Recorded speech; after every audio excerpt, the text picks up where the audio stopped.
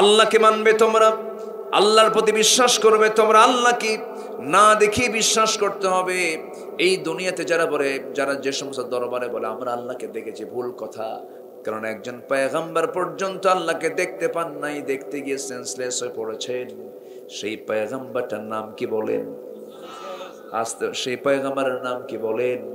আল্লাহকে দেখতে গিয়েও দেখতে পান নাই, ক্লান্ত হয়ে পড়েছেন, সেন্সলেস হয়ে পড়েছেন। আমরা আল্লাহকে দেখবো কেমনে? আমরা চক্ষু দিয়ে আল্লাহর সৃষ্টি তো দেখতে পাই না। সূর্যের দিকে 1 ঘন্টা চায় থাকেন, দেখি সম্ভব? এই চোখ পারবে না সূর্যকে দেখতে। এই চোখ দেখা নাই। তিনি একদিন আবেগ আপ্লুত হয়ে দোয়া করতে করতে বলছেন, আল্লাহ তুমি আমাকে জান্নাত দিবা না জাহান্নাম দিবা জানি না, তবে জান্নাত যদি তুমি আমাকে দাও, কিন্তু সেই জান্নাতে যদি তোমার সাক্ষাৎ না পাই, সেই জান্নাত আমার জন্য জাহান্নাম হয়ে যাবে। আর তুমি যদি আমাকে জাহান্নাম দাও, কিন্তু সেই জাহান্নামে আল্লাহ তুমি যদি আমার সঙ্গে একটু সাক্ষাৎ করতে আসো বা একটু মাঝে মাঝে সাক্ষাৎ করো, ওই জাহান্নামটা আমার জন্য জান্নাত হয়ে যাবে। আল্লাহু আকবার! কি মুহাব্বত, কি ভালোবাসা আল্লাহর সঙ্গে তারা দেখিয়েছে। আমার বন্ধুগণ, ঈমান তো এনেছি আমরা, ঈমানটাকে টিকে রাখবো, ঈমানটাকে নষ্ট করা যাবে না। আখির জামানে এমন একটা সময় আসবে, ইউসবিহু মুমিনান ওয়া ইউমসি কাফিরান।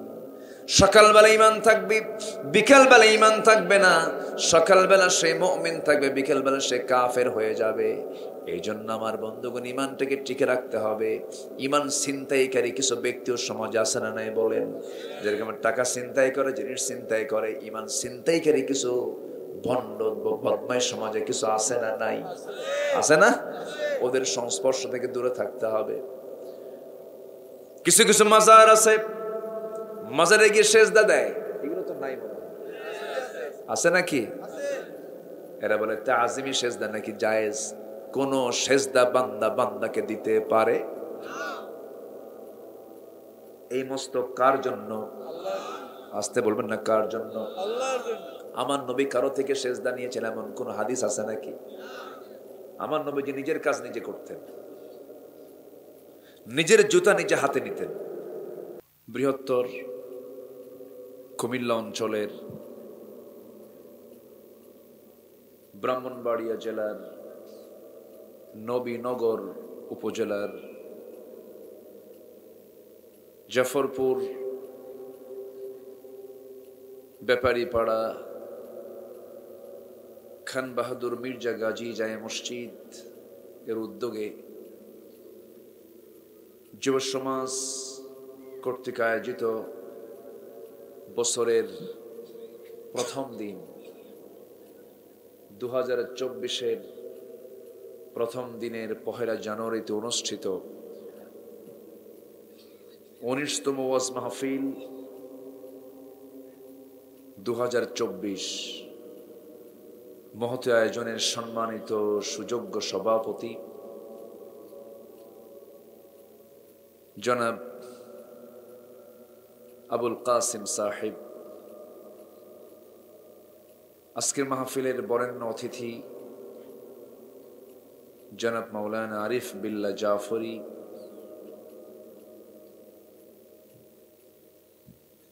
এবং ইসলামী সঙ্গীতের একটি স্বনামধন্য একটি প্রতিষ্ঠান কলরবের অত্যন্ত জনপ্রিয় শিল্পীবৃন্দ জনাব আবির হাসান, আবু রায়হান এবং তৌহিদ জামিল হাফিজাহুমুল্লাহ,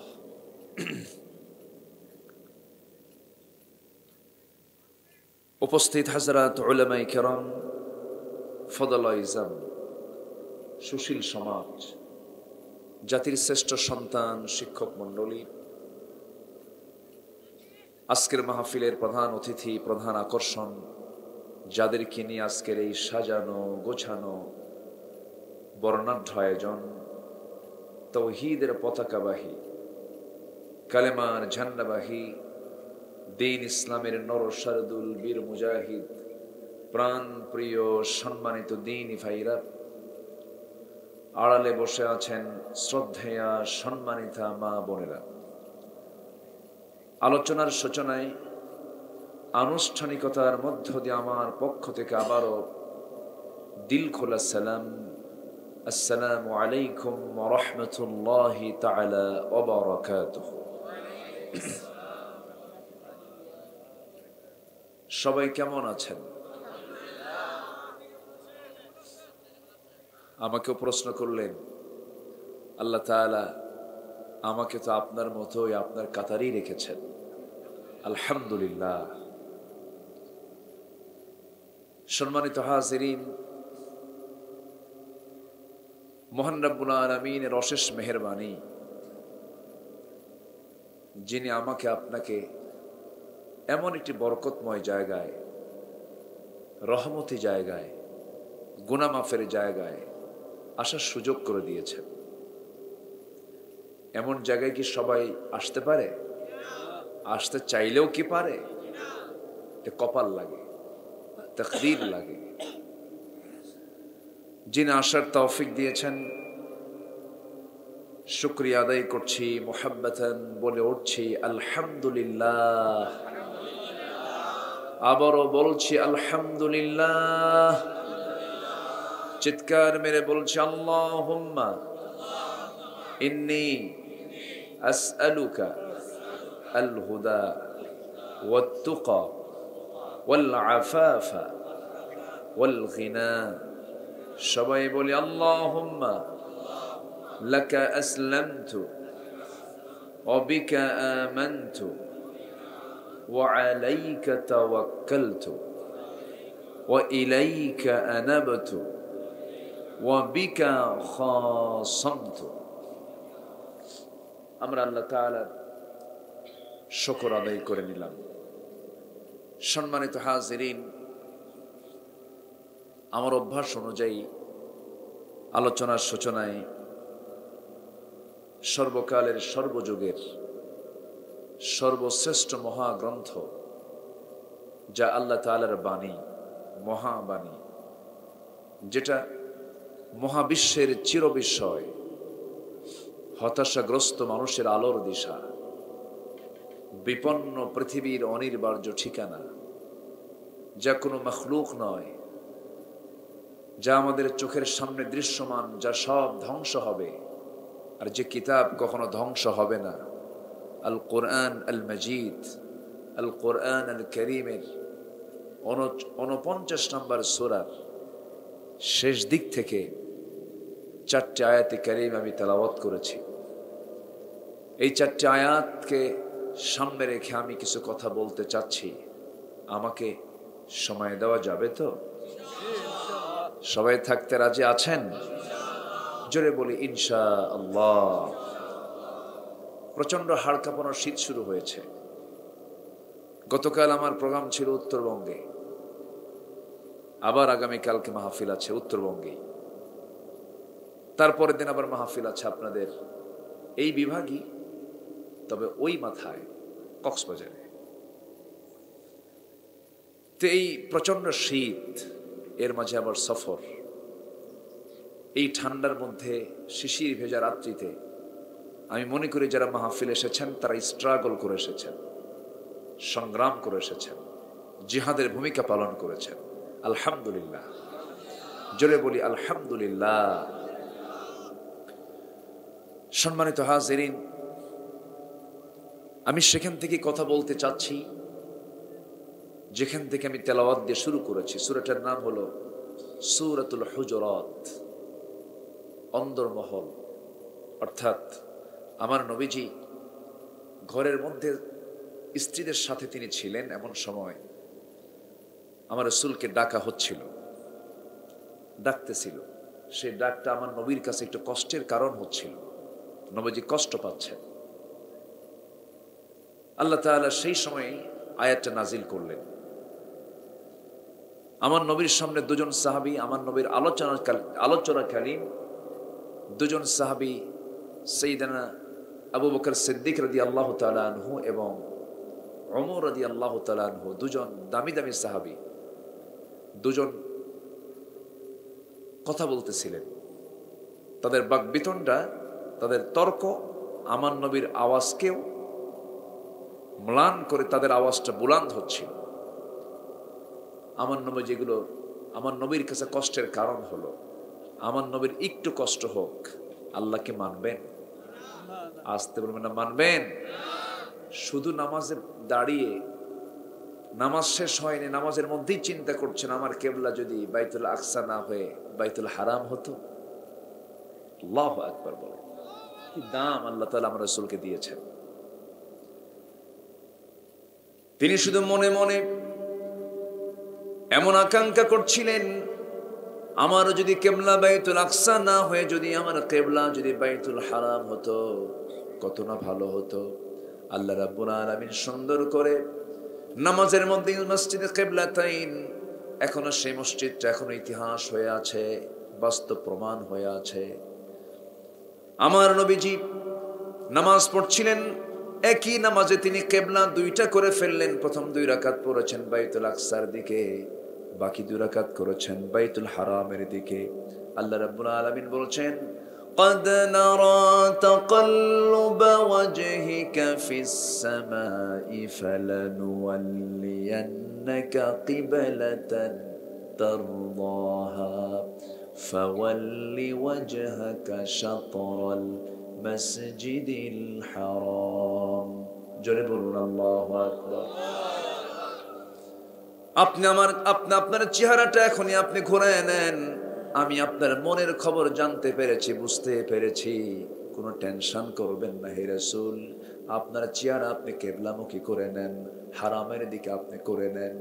যে নবীর মনের আকাঙ্ক্ষা সঙ্গে সঙ্গে কবুল করেন। নবীজি মনোকষ্ট পাচ্ছিলেন, এমন সময় আল্লাহ রাব্বুল আলামিন নাজিল করে দিলেন, সে আয়াতটা নাজিল করলেন, ইয়া আইয়ুহাল্লাযীনা আমানু লা তারফা'উ أصواتكم فوق صوت النبي ولا تجهروا له بالقول كجهر بعضكم لبعض أن تحبط أعمالكم وأنتم لا تشعرون জোরে বলুন আল্লাহু আকবার। হে ইমানদারেরা, তোমরা তোমাদের আওয়াজকে নবীর আওয়াজের চাইতে বড় করো না। যদি এমনটা প্রমাণিত হয়ে যায়, তোমার জীবনের অর্জিত যত ইবাদত তুমি করেছো সব কাট হয়ে যাবে। এই আয়াত যেদিন নাযিল হয়েছে সেদিন থেকে আমার নবীর মৃত্যুর দিন পর্যন্ত সাইয়েদনা ওমর ফারুক আমার নবীর সামনে ফিস ফিস করে কথা বলতেন, জোর গলায় কথা বলতেন না, ফিস ফিস করে কথা বলতেন। ভাবতেন না জেনে জোরে বললে আবার কোন আয়াত নাযিল হবে। এই নবীর সম্মান, এই নবীর শান মর্যাদা কে দিয়েছেন বলেন? আল্লাহ তাআলা দিয়েছেন। একটু কান লাগাবেন, মনোযোগ দিবেন সবাই। আমার নবীর শানে যখন এই সূরা হুজরাত যখন নাযিল হয়ে গেল, মদিনায় নাযিল হওয়া এই সূরাটা, আমার নবীজি ঘরের মধ্যে স্ত্রীদের সঙ্গে তিনি সময় কাটাচ্ছিলেন। এমন সময় আমার নবীকে ডাকতেছিল। নবীজির কষ্টের কারণ হলো, ইন্নাল্লাযীনা ইউনাদুনাকা মিন ওয়ারাইল হুজুরাতি আকসারুহুম লা ইয়াকিলুন। জোরে বলুন আল্লাহু আকবার। অনেকেই বোঝে না যারা ডাকে, অথচ আমার নবীর কাছে এটা কষ্টের কারণ হচ্ছে। দেখেন নবীকে আল্লাহ তাআলা কত দাম দিয়েছেন, কেন দিয়েছেন, কি জন্য দিয়েছেন, কিসের কারণে দিয়েছেন। এই পৃথিবীর সেরা মানুষ হচ্ছেন মুহাম্মদুর রাসূলুল্লাহ। মুহাম্মদুর রাসূলুল্লাহ। কি ফোটে ও বাচ্চারা বেলুন। কালকে তো ফাটাফাটি দিন চলে গেল, তাই না? ফাটাফাটির রাত গেছে। বিজাতীয় কোন সংস্কৃতি মুসলমান লালন করতে পারে? আসতে বলবেন না, পারে? পারে না। একজন সাহাবী ইহুদি ছিলেন আগে, আব্দুল্লাহ ইবনে সালাম রাদিয়াল্লাহু তাআলা আনহু। ইহুদি পণ্ডিত ছিলেন। তিনি ইসলাম কবুল করার পরেও তিনি উটের গোশত খেতেন না। কিসের গোশত? উটের গোশত খেতেন না। এবং শনিবারে তিনি ছুটি পালন করতেন। তো এটা আমার নবীর কাছে রিপোর্ট গেল। এটা ইহুদিদের সংস্কৃতি। কাদের সংস্কৃতি বলেন? ইহুদিদের। ইসলাম কবুল করছেন, কিন্তু ওই দুটো জিনিস তিনি বাদ দেননি। আমার বন্ধুগণ, নবীর কাছে এই জিনিসটা রিপোর্ট চলে গেল, তার নামাজ, তার কালাম সব কিছু ঠিক আছে, কিন্তু আল্লাহর পক্ষ থেকে স্পষ্ট জানিয়ে দেওয়া হলো, লা ইয়া আইয়ুহাল্লাযীনা আমানু দুখুলু ফিস-সিলমি কাফা ওয়া লা তাত্তাবিউ খুতুওয়াতিশ শাইতান ইন্নাহু লাকুম আদুউম মুবিন। জোরে বলুন আল্লাহু আকবার। ইসলামে ঢুকবা, পরিপূর্ণরূপে ঢুকবা। ইহুদিরা যা করবে তার তোমরা খেলাফ করবে, ইহুদিদের উল্টাটা তোমরা করবে। আমার বন্ধুগণ, আমার রাসূল ইহুদিদের কোনো কৃষ্টি কালচারকে তিনি অ্যালাউ করতেন না, কখনো পছন্দ করতেন না। আমার বন্ধুগণ, আজকে মুসলমানদের দেশে গোটা পৃথিবীর দ্বিতীয় বৃহত্তম মুসলিম জনপদ 31st নাইট কিন্তু কালকে পালন হয়েছে। করছে না? অনেকে করছে না, পালন করেছে। 14 ফেব্রুয়ারি, 1 এপ্রিল, এই সমস্ত দিবসের সাথে ইসলামের কোন সম্পর্ক নাই, দূরতম সম্পর্ক নাই। ইকো বেশি দেওয়ার দরকার নেই, ইকো হালকা, একদম কম আলোচনা। মুসলমানদের বিশেষ দিন হচ্ছে ঈদুল ফিতর, ঈদুল আজহা, ইয়াউমুল জুমআহ। এগুলো হচ্ছে বিশেষ দিন। জুমার দিন যদি সবার আগে কেউ মুসলমানদের একত্রিত হওয়ার জায়গা, ইয়াউমুল জুমআহ, একত্রিত হওয়ার জায়গা, একত্রিত হওয়ার দিনে যদি কেউ সবার আগে মসজিদে ঢোকে, আল্লাহ তাআলা তাকে একটা উট কুরবানির সওয়াব দিয়ে দেন।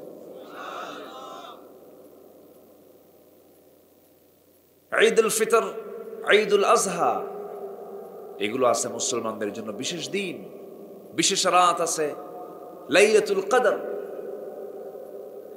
ওয়া লায়ালিন আশর। এর বাইরে নতুন করে কোনো কিছু দিবস পালন করা জায়েজ? আসতে বলে জায়েজ। ইসলাম এমন একটি দিনের নাম যে দিন মানতে নিয়ে এর মধ্যে ইফরাতও করা যাবে না, তাফরিতও করা যাবে না।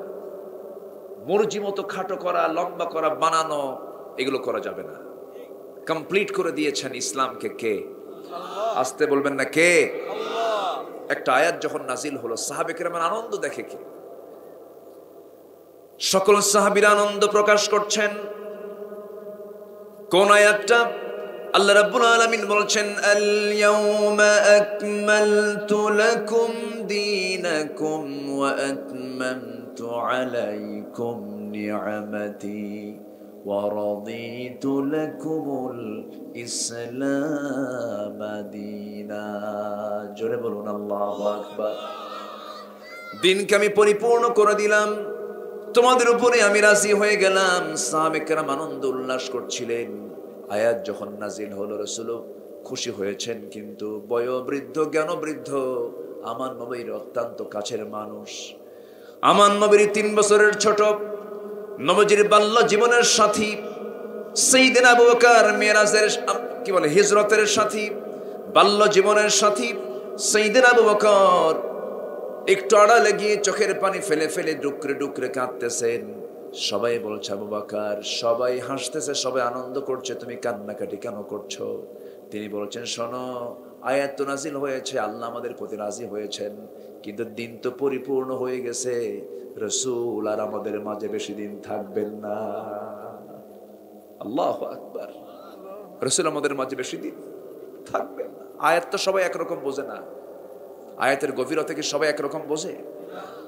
সবাই একরকম, আয়াতের অর্থ সবাই একরকম বোঝে না। এই জন্য তাফসীর এক একজন এক এক ভাবে করেছেন।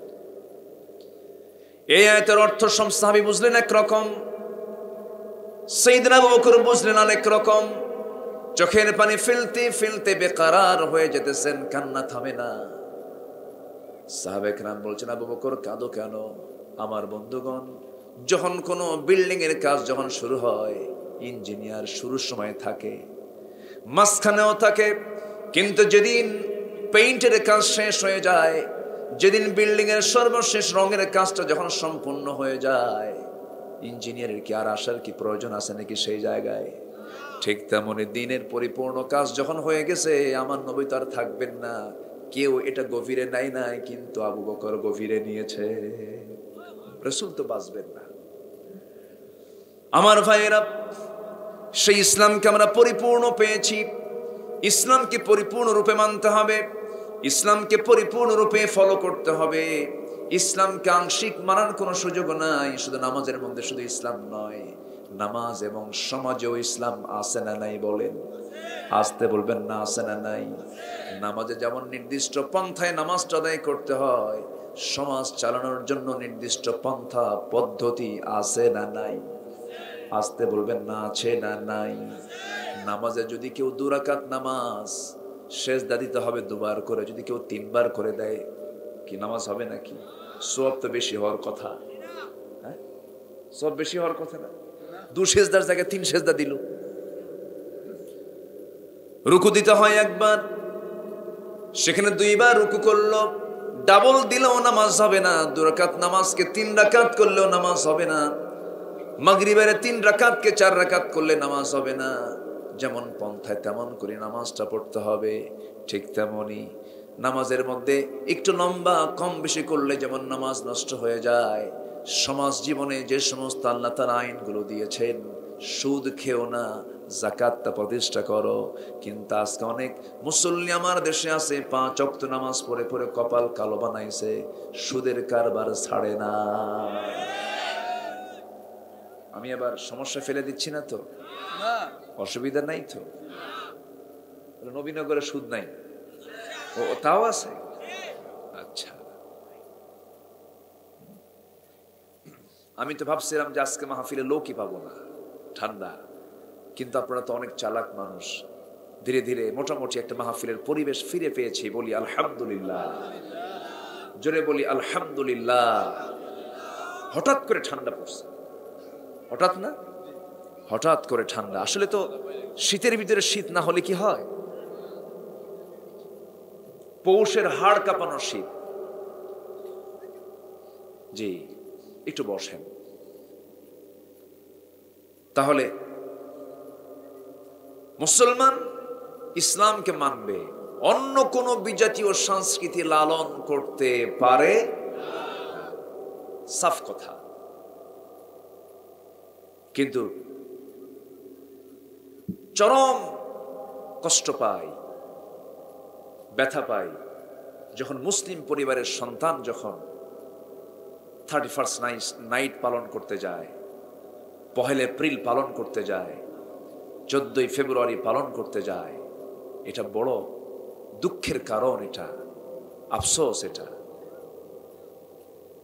আজকে মুসলমানদেরকে সুকৌশলে শিরকের শিক্ষা শেখানো হচ্ছে, সুকৌশলে।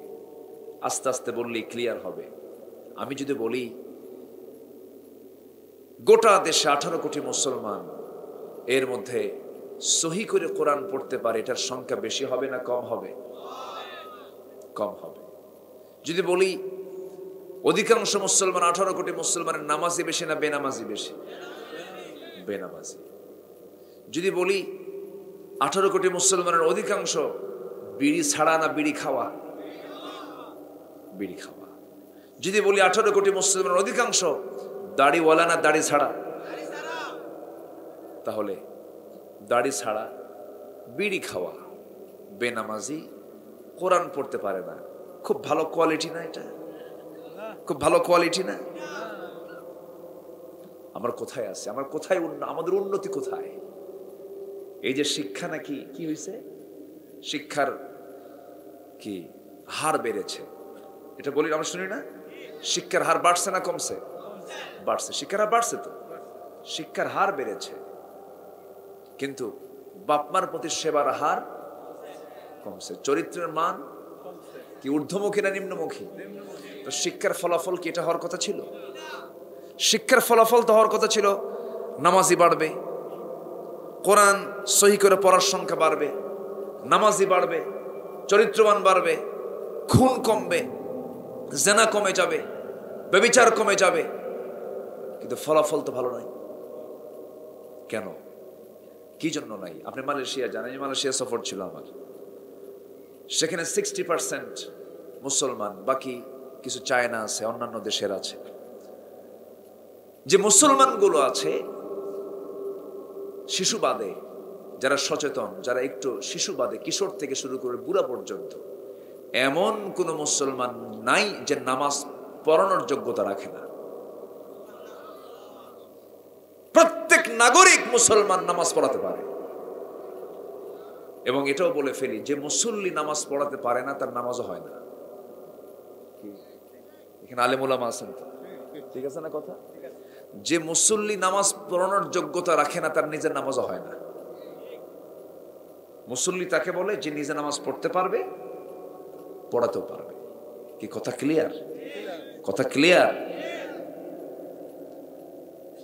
কোরআন সহি পার্লামেন্টে তেলাওয়াত করতে দিছে, কারি সাহেব যায় নাই, একজনকে তেলাওয়াত করতে দিছে, এক এমপি তেলাওয়াত করতেছে, কিল হেল্লাহেদ, শয়তান কয় তোর সে তেলাওয়াত আমার ভালো আছে।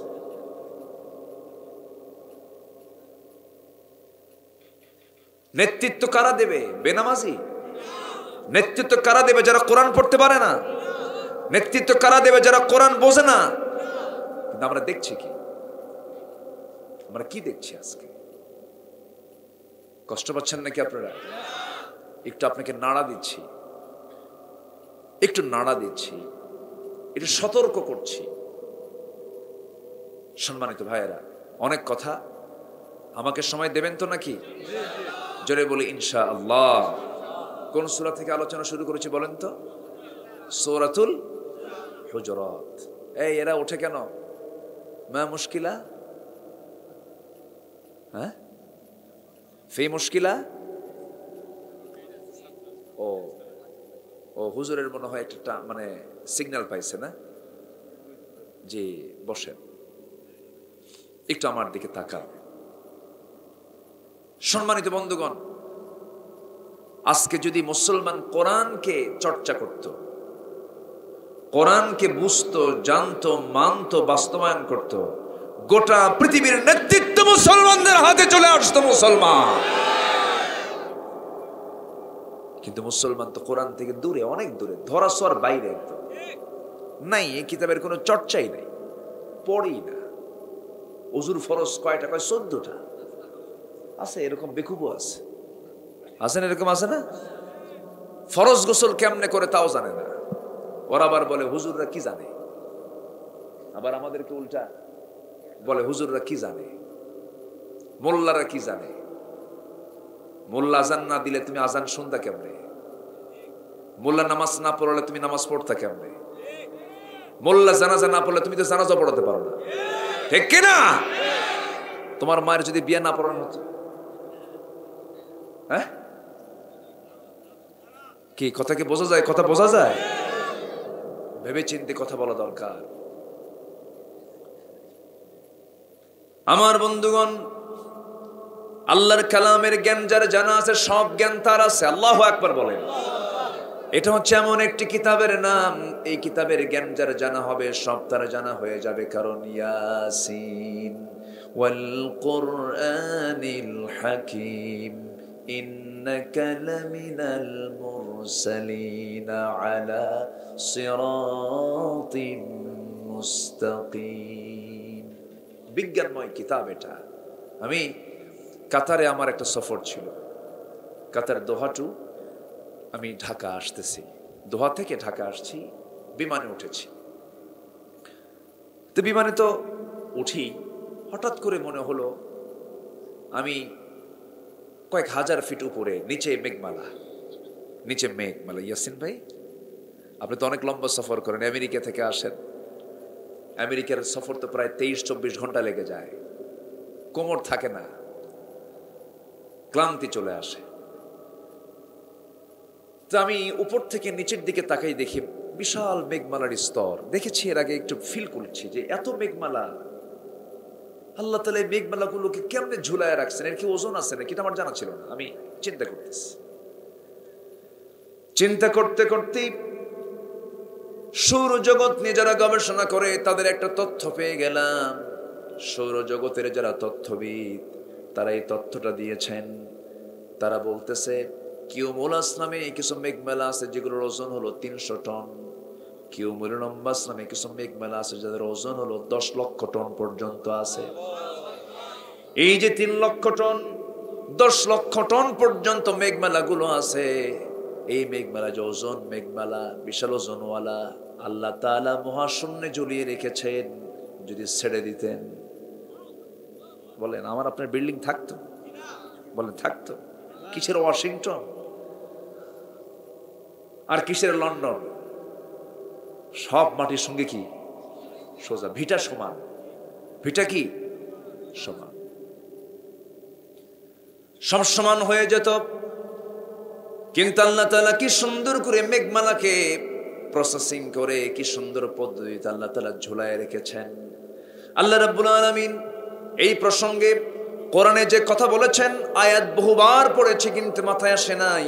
চিন্তা করতে করতে দেখি আল্লাহ তাআলা একটা আয়াতের মধ্যে বলে দিয়েছেন বহু আগে, হুয়াল্লাযী ইউরিকুমুল বারকা খাউফান ওয়া তামাআন ওয়া ইউনশিস সাহাবাস সিকাল।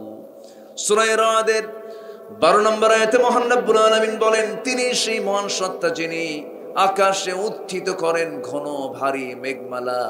এখন বলুন তো, এই যে মেঘমালার যে ওজনটা আছে এটা কি বিজ্ঞান প্রমাণ করেছে না কোরআন থেকে ধার নিয়েছে? কোরআন তো আগেই বলে দিচ্ছে। আমার বন্ধুগণের জন্য আল্লাহ রাব্বুল আলামিন বলছেন, আফালা ইয়াতাদাব্বারুনাল কুরআন আম আলা কুলুবিন আকফালুহা ওয়ালাকাদ ইয়াসসারনাল কুরআনা লিযিকরি ফাহাল মিন মুদ্দাকির। তোদের কি হলো বান্দা, তোরা কোরআন গবেষণা করিস না? কোরআনের পরিপূর্ণ হক আদায় করার জন্য কয়েকটা জিনিস লাগবে। এক নাম্বার হলো তেলাওয়াত। কি লাগবে? আজকে কি তেলাওয়াত আছে? নাই তো, খালি মরার পরে তেলাওয়াত। মরে গেছে হুজুর কিছু ভাড়া করে আনে, হুজুর তেলাওয়াত করে, আছে না এরকম? তিলাওয়াত, এরপরে দিরাসাত, অনুশীলন করা, স্টাডি করা, তেলাওয়াত করা, রিসাইট করা। এরপরে নাম্বার 3 হলো তাদাব্বুর, গবেষণা করা। এরপরে কোরআনটা যতটুকু পড়লাম, বুঝলাম, অনুসরণ করলাম, গবেষণা করলাম, বাস্তব জীবনে, ব্যক্তিগত জীবনে তা বাস্তবায়ন করা, সমাজ জীবনে তা বাস্তবায়ন করা, প্রত্যেকটা অঙ্গনে বাস্তবায়নের জন্য মুজাহাদা চালানো। এটাই হলো কোরআনের হক আদায় করার মাধ্যম। আমার বন্ধুগণ একটু কান লাগাবেন। এইরকম করে মহান রব্বুল আলামিন সব তথ্যগুলো এর মধ্যে ঢুকিয়ে দিয়েছেন। আলোচিত একটা তথ্য আছে, যারা বিজ্ঞান নিয়ে গবেষণা করেন, বিগ ব্যাং থিওরি। এই বিগ ব্যাং থিওরি হালে আবিষ্কার হয়েছে। আল্লাহ রাব্বুল আলামিন এই আকাশ এবং এই জমিন, এর মাঝখানে যে আমরা মহাশূন্য আমরা দেখতে পাচ্ছি, এই মহাশূন্য এক সময় ছিল না। আকাশ এবং জমিনটা একসঙ্গে লাগানো ছিল। একটা বিশাল ধাক্কার মধ্য দিয়া মহাশূন্যের তৈরি হয়েছে। এটা বিজ্ঞান আজকে বলতেছে, বিজ্ঞান প্রমাণ করছে। এটাকে বলে বিগ ব্যাং থিওরি। এই যে বিগ ব্যাং থিওরি হালে আবিষ্কার করল আল্লাহ রাব্বুল আলামিন ১৫০০ বছর আগে জানিয়ে দিচ্ছেন, আওয়ালাম ইয়ারাল্লাযীনা কাফারু আন্নাস সামাওয়াতি ওয়াল আরদা কানাতা রাতকান ফাফাতাকনাহুমা ওয়াজআলনা মিনাল মাই কুল্লা শাইইন হায়্য। জোরে বলুন আল্লাহু আকবার। সূরাতুল আম্বিয়া আয়াত নম্বর ৩০ বাড়ি থেকে মিলায় নেবেন।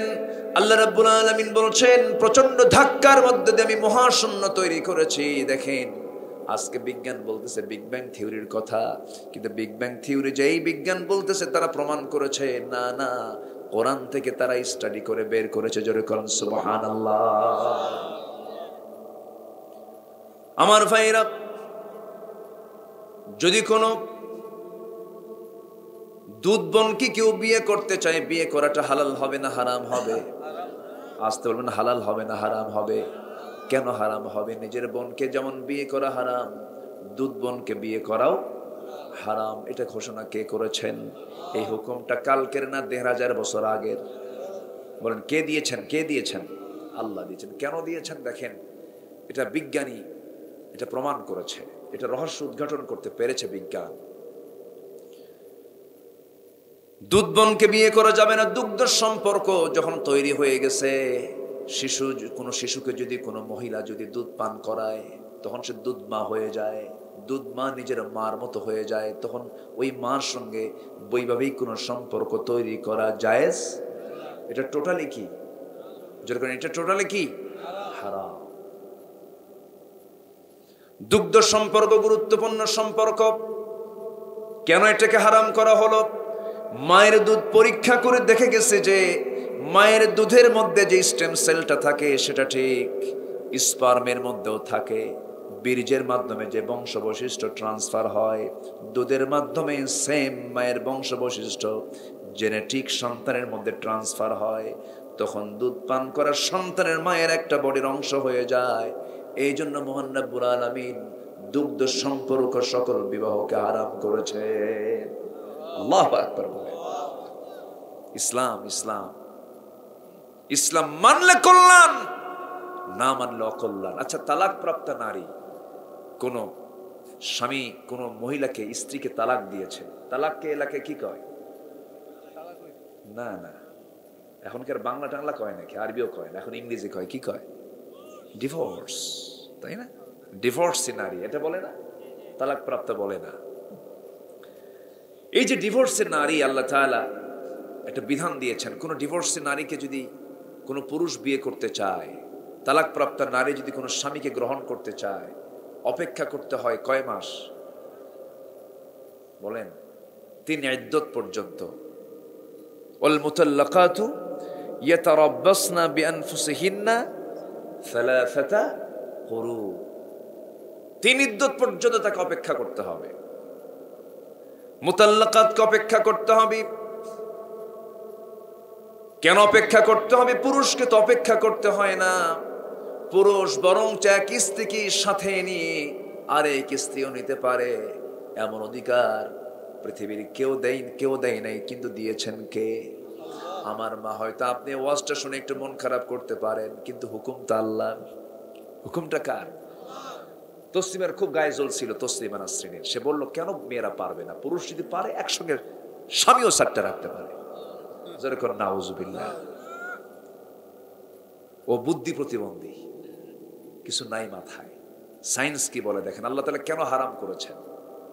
যেটা হারাম সেটা অকল্যাণ, যেটা হারাম সেটা ক্ষতি, যেটা হারাম সেটা বান্দার জন্য চরম ক্ষতি। আমার কথা কি বেজার হচ্ছেন নাকি আপনারা? তসলিমা নাসরিন বলল, বৈশাখের খড়তাপে, বৈশাখ জ্যৈষ্ঠের খড়তাপে ঠিক দ্বিপ্রহরে একটা পুরুষ যদি ক্যাম্পাসের সামনে রাজপথে বুকের বোতাম খুলে দিয়ে থাকতে পারে, একজন নারী কেন পারবে না? যেরকম নাউজুবিল্লাহ। এগুলো কথা বলার পেছনে প্রমোট করে হলো ইহুদি খ্রিস্টানরা, বোঝেন না? ওরা ওদের সংস্কৃতিকে লালন করতে চায়, আমাদের মধ্যে ঢুকায় দিতে চায়। পশ্চিমাদের সংস্কৃতি হলো তাদের চামড়া বের করা, আর মুসলমানদের সংস্কৃতি হলো চামড়া বের করা না, চামড়া ঢেকে ফেলা, মেয়েদের সৌন্দর্যকে ঢেকে ফেলা। পৃথিবীর যত দামি দামি জিনিস আছে, যেরকম মুক্তা ঝিনুকের পেটে থাকে, ঝিনুক একদম সমুদ্রের তলে থাকে। যত দামি জিনিস তত মানে তার সিকিউরিটি বেশি, তার গোপনীয়তা বেশি। পৃথিবীতে সবচেয়ে দামি সম্পদ হচ্ছে, দামি মানুষ হচ্ছে মা। আল্লাহু আকবার। আল্লাহ তাকে সেইভাবেই থাকতে বলেছেন। আমার বন্ধুগণ, তালাক প্রাপ্ত নারীকে কেনই লং টাইম থাকতে হয়, অপেক্ষা করতে হয়? এর কারণটা কি? এই ব্যাপারে পশ্চিমারা কিছু গবেষণা বের করেছেন, কিছু রহস্য বের করেছেন। যখন কোনো স্বামী এবং স্ত্রীর যখন ইন্টারকোর্স হয়ে যায়, স্বামী স্ত্রী যখন মিলন হয়ে যায়, সহবাস যখন হয়ে যায়, স্ত্রী জাতি হলো রিসিভ করে নেওয়ার জাতি, পুরুষ জাতি হলো দেবার জাতি। পুরুষ থেকে আসা স্পার্মের মধ্য দিয়ে যে সমস্ত ব্যাকটেরিয়াগুলো, প্রোটিনগুলো স্ত্রীর দেহে জমা হয়ে যায়, মাথা থেকে পা পর্যন্ত এটা প্রভাব বিস্তার করতে থাকে। এক পর্যায়ে একটা মাস যখন চলে যায়, ওই ব্যাকটেরিয়া প্রোটিনগুলো যেতে 30% চলে যায় তার দেহ থেকে, দ্বিতীয় মাসে 60% চলে যায়, তৃতীয় মাসে 90% চলে যায়, আর কয়েকটা দিন দেরি করলে পরে টোটালি 100% তার দেহ থেকে, স্বামী থেকে আগত, সাবেক স্বামী থেকে আগত সেই ব্যাকটেরিয়া প্রোটিনগুলো টোটাল তার দেহ থেকে চলে যায়। তখন সে নিজেকে সম্পূর্ণ ফ্রেশ মনে করতে পারে। আগের স্বামীর কোনো কিছু প্রোটিন ব্যাকটেরিয়া এগুলো তার দেহে আর তার বহন হলো না। যদি আগের স্বামী থেকে আসা প্রোটিন এবং ব্যাকটেরিয়া কি দেহে বহন করা চলাকালীন দেহে বহন করা থাকা অবস্থায়, দেহে থাকা অবস্থায় যদি অন্য কোনো পুরুষ যদি তার সঙ্গে যদি সঙ্গমে লিপ্ত হয়ে যায়, ডাবল ব্যাকটেরিয়া ডাবল প্রোটিন যখন দেহে যুক্ত হয়ে যাবে, নতুন নতুন রোগে সে আক্রান্ত হয়ে পড়বে। সে নিজে ব্যক্তি ধ্বংস হয়ে যাবে, অসুস্থ হয়ে পড়বে, সমাজ অসুস্থ হয়ে পড়বে, মহামারী দেখা দিয়ে দেবে, বিভিন্ন ভাইরাস আক্রান্ত হবে সমাজ, গোটা দুনিয়া। আল্লাহ সমাজকে সুস্থ রাখতে চান, ব্যক্তিকে সুস্থ রাখতে চান বলে এমন সুন্দর পদ্ধতি তিনি দিয়ে দিয়েছেন। জোরে বলুন সুবহানাল্লাহ। আমার বন্ধুগণ, এখন প্রশ্ন হলো, বিধবা নারীর জন্য তাকে অপেক্ষা করতে হবে 3 মাস নয়, বিধবা নারীর জন্য অপেক্ষা করতে হবে 4 মাস 10 দিন। আর 12 আশহুরিন ওয়া আশরা, 4 মাস 10 দিন। এটা আবার কেন হলো 1 মাস 10 দিন কেন বাড়ানো হলো? 1 মাস বাড়ানো হলো না? 1 মাস বাড়ানো হলো কেন? এটাও তো স্বামী হারা। ও হয়েছে তালাক প্রাপ্তি, হলো স্বামী হারা। স্বামী হারাকে কি বলে এলাকায়? বিধবা। বহুদিন আগে এক মাহফিলে, বহুদিন আগে কোন এক যুবক আমাকে বলতেছে, হুজুর আমার মোবাইলটা হেরে আমি বিধবা হয়ে গেছি। মোবাইল হেরে কি হয়েছে? বিধবা হয়েছে। আসলে তাই তো, মোবাইলটা এত মানে এসেনশিয়াল হয়ে গেছে, মোবাইলটা যুবকদের জন্য এত প্রিয় হয়ে গেছে, যদি কেউ মরেও যায় এত শোক হবে না ওর যদি মোবাইল হারে। আমি কি ভুল বলতেছি? এত আসক্তি মোবাইলে, যুব সমাজ শেষ হয়ে গেল, আজকে ধ্বংস হয়ে গেল এটার মিস ইউজের কারণে। আমি কি ভুল বলছি? এটার নিয়ন্ত্রণ দরকার আছে না নাই? আসতে বলবেন না, আছে না নাই? আছে। তো বিধবা নারীকে অপেক্ষা করতে হয় কত? আচ্ছা, এগুলো মাসলা মাসাইল কি একটু জানার দরকার আছে না? আল্লাহ তাআলা তালাক নামে একটা সূরা নাজিল করেছেন। 4 মাস 10 দিন অপেক্ষা করতে হবে। কিন্তু এখানে 4 মাস 10 দিন কেন, 1 মাস কি বেশি কেন করা হলো? এর কারণটা হলো, তালাক প্রাপ্ত নারীর সাথে স্বামীর যে ডিসকানেক্ট হয়ে গেছে, সম্পর্ক যে নষ্ট হয়ে গেছে, এর মধ্য দিয়ে ঘৃণা কাজ করে, স্বামীর প্রতি তার কোনো টান থাকে না। কিন্তু কারো যদি স্বামী দুনিয়া থেকে অ্যাক্সিডেন্টের মধ্য দিয়ে হোক, অসুস্থতার মধ্য দিয়ে হোক যদি মারা যায়, সে স্বামীর প্রতি স্ত্রীর মহব্বতটা আগের চাইতে আরো কমে না বাড়ে? চোখের পানি বন্ধ হয় না। স্বামীর শোকে সে নিজেকে হারিয়ে ফেলে দেয়, সে শোকে পড়ে যায়, ঘুম হয় না, চরম কান্নায় ভেঙ্গে পড়ে। এই যে স্বামীর প্রতি চরম আবেগ কাজ করে, এই আবেগ কাজ করার কারণে তারা দেহ থেকে, স্বামী থেকে আসা সেই ব্যাকটেরিয়া প্রোটিনগুলো তার দেহ থেকে বের হতে আরো 1 মাস টোটাল সময় লেগে যায়। মুসলিম পরিবারের মেয়েদের বডিকে নিয়ে ল্যাবরেটরিতে নিয়ে পরীক্ষা চেক আপ করার পরে যখন এই প্রমাণগুলো তারা মিলাতে পেরেছে, সেই সময় তারা বলে ফেলতে বাধ্য হলো, গোটা দুনিয়াতে যদি কোনো সুস্থ নারী যদি কোনো সমাজে থাকে, সেটা হলো মুসলিম সমাজের যারা ইসলামকে প্র্যাকটিস করে, সেই সমস্ত নারীর সবচেয়ে সুস্থ নারী। আলহামদুলিল্লাহ বলবেন না? জোরে করে আলহামদুলিল্লাহ। ইসলামকে আমরা মানবো, দিনকে আমরা মানবো, এক জায়গায় না সব জায়গায়? এক জায়গায় না সব জায়গায়? সব জায়গায়। ঈমানটা ভালো করে আনতে হবে। আমি যেখান থেকে তেলাওয়াত করেছি আল্লাহ তাআলা সেখানে সূরা হুজুরাতের মধ্যে ডাক দিয়ে বলছেন, ঈমানদাররা শোনো, বেশি কিছু লাগবে না, তুমি 2টা কাজ করে আসো, আমি আমার অফিস থেকে আমি তোমাকে চারিত্রিক সনদ দিয়ে দেব। কেউ তো সুবহানাল্লাহ বললেন না? মনে হয় খুশি হননি? আমার দেশেও কিন্তু বিভিন্ন জায়গা থেকে চারিত্রিক সনদ দেওয়া হয়, যেরকম ইউনিয়ন পরিষদ থেকে চারিত্রিক সনদ দেওয়া হয়। গাঁজা খাইলেও চারিত্রিক সনদ পায়। খায় কি গাঁজা, কিন্তু চারিত্রিক সনদ কিন্তু সে পেয়ে যায়। কিন্তু আল্লাহর দফতর থেকে যদি কেউ চারিত্রিক সনদ নিতে চান, আল্লাহ তাআলা সূরা হুজুরাতে বলছেন, তোমরা দুটো কাজ করে আসো, আমি তোমাকে নিজে সার্টিফিকেট দিয়ে দেব। জোরে বলে সুবহানাল্লাহ। শুনবেন না? আগ্রহ আছে না? জোরে বলে ইনশাআল্লাহ। আজকের মাহফিলে কি মা বোনরা আসছে? আছে, আশেপাশে আছে? ব্যবস্থা করা হয়েছে? তো ব্যবস্থা করতে হবে মজবুত। তাই প্যান্ডেল করা হয়েছে, যাক আলহামদুলিল্লাহ বলেন। দেশের খুলনা অঞ্চলে, এই দেশের খুলনা অঞ্চল, রাজশাহী অঞ্চল, চট্টগ্রাম অঞ্চলের কিছু কিছু জায়গায় পুরুষের চাইতে মেয়েরাই বেশি হয় মাহফিলে। আলহামদুলিল্লাহ। মেয়েদের ইসলাম বোঝার দরকার আছে না নাই? আবার এখানে ফতুয়াবাজি করে অনেকে, মাহফিলে আসে পর্দা থাকে না, ও মার্কেটে যায় না, ওখানে ফতুয়া দিতে পারো না। শালিকা মারা গেছে, শালিকার কবরে দুলাভাই নামছে, এটা দেখি ইমাম বলে লা হাওলা ওয়ালা কুওয়াতা ইল্লা বিল্লাহ। এটা কাম করছে।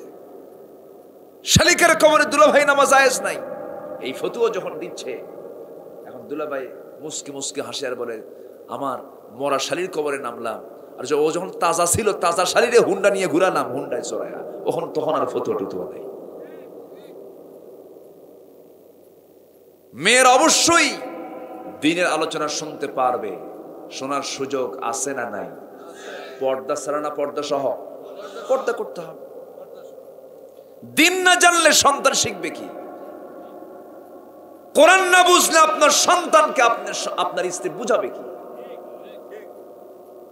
মাদার তেরেসার কথা, তোমরা একটা আদর্শ মা দাও, আমি তোমাদেরকে একটা আদর্শ জাতি উপহার দেব। মা, শুধু আমাদেরকে বলা হয় হুজুর পিতামাতার ওয়াজ করেন। পিতামাতার ওয়াজ করে করবো কি? আপনি তো পিতামাতা ভালো হতে পারেন নাই। আগে ভালো পিতামাতা হলেই তো ভালো সন্তান হয়, ঠিক কিনা? পিতামাতার ওয়াজ করেন, হুজুর আমার ছেলে আমার সঙ্গে বেয়াদবি করে, এই করে এই করে এই করে। মাদ্রাসায় পড়েছেন না তো বেয়াদব তো হবেই। আমি মনে হয় খুব আঘাত দিয়ে কথা বলছি, কষ্ট দিয়ে কথা বলছি মনে হয়। আমার বন্ধুগণ, দুইটা আমল আজকে আমরা শিখে যাব, ধীরে ধীরে আলোচনার সেই পর্যায়ে চলে যেতেছি। একটু কান লাগাবেন, মনোযোগ দিয়ে শুনবেন। বাঁচতে আসি নাই দুনিয়া থেকে, সব মরে যাব, বিদায় নেব। আমার বন্ধুগণ, আজকে আমার দেশে বহু জ্ঞানী মানুষ, কিন্তু জ্ঞানীর দ্বারা তো আমরা উপকার তেমন পাচ্ছি না। কত বুদ্ধিজীবী, বুদ্ধি দিয়ে তো কোনো কাজ হচ্ছে না। এই দেশে যদি কিছু উপকার জাতি পেয়ে থাকে, কৃষকের দ্বারা উপকার আছে না নাই? কৃষকরা শিক্ষিত না অশিক্ষিত? অশিক্ষিত, ঠিক আছে না? আচ্ছা, প্রবাসী যারা প্রবাস জীবন থেকে যারা রেমিটেন্স গুলো পাঠায়, তারা শিক্ষিত না অশিক্ষিত? দেশের জন্য তারা ক্ষতি করছে না উপকার করছে? উপকার করছে। কৃষক যারা উপকার করে অশিক্ষিত, প্রবাসী যারা উপকার করে অশিক্ষিত, তেমন শিক্ষা দীক্ষা নাই। নাম্বার 3 যদি আমি বলি, এই যে আমার দেশের যে গার্মেন্টস সেক্টরটা আছে, গার্মেন্টস সেক্টরে যে সমস্ত কর্মীগুলো কাজ করে, যে সমস্ত শ্রমিকরা কাজ করে, সেই সমস্ত শ্রমিকগুলো শিক্ষিত না শিক্ষিত? বেশিরভাগ বলেন অশিক্ষিত। অশিক্ষিত লোক দেশকে কত উপকার করছে, আর যারা বুদ্ধির ঠেলায় মাথায় গিজ গিজ করে, মাথার চুল নাই, ইন্টারন্যাশনাল এয়ারপোর্ট আছে না, কিছু আছে, তারা দেশের টাকা বাইরে পাচার করছে, ঠিক কিনা? আমার দেশের কৃষক কি কষ্টটা করে, আমার দেশের প্রবাসীরা বাইরে গিয়ে বউ হারা, বউ ছাড়া, সন্তান ছাড়া, বাপ মা ছাড়া বাইরে গিয়ে কষ্ট করে, নিজের চোখে দেখেছি 100 তলা 120 তলার উপরে কনস্ট্রাকশনের কাজ করছে। কি পরিশ্রম তারা করছে, দেশে তারা রেমিটেন্স পাঠাচ্ছে, টাকা পাঠাচ্ছে। এদের ঘাম ঝরা অর্থের টাকাগুলো আপনি লোপাট করছেন। বিচার হবে দুনিয়াতেও, বিচার হবে আখিরাতেও। হারামের কোনো আরাম নাই, হারামের কোনো আরাম নাই। টাকা পয়সা হলেই সুখী হওয়া যায় না, টাকা পয়সা হলে কি সুখী হওয়া যায়? বাড়িতে ঢুকি দেখবেন হারাম টাকা যদি হয়, ছেলের হাতে দেখবেন ইয়াবা, ছেলেই পিস্তল ঠেকাবে আপনার মাথায়, বলবে আব্বা তুমি সোজা হও, আব্বা তুমি কি হও, সোজা হও। আপনি হারাম কামাই করবেন, আপনার বউ আপনার কাছে আসবে না, আপনার বউ লাইন মারবে আরেক জায়গায়। কথা বোঝেন নাই? শান্তি পাবেন না। হারামের দিকে আমরা যাব না, জোরে বলি ইনশাআল্লাহ।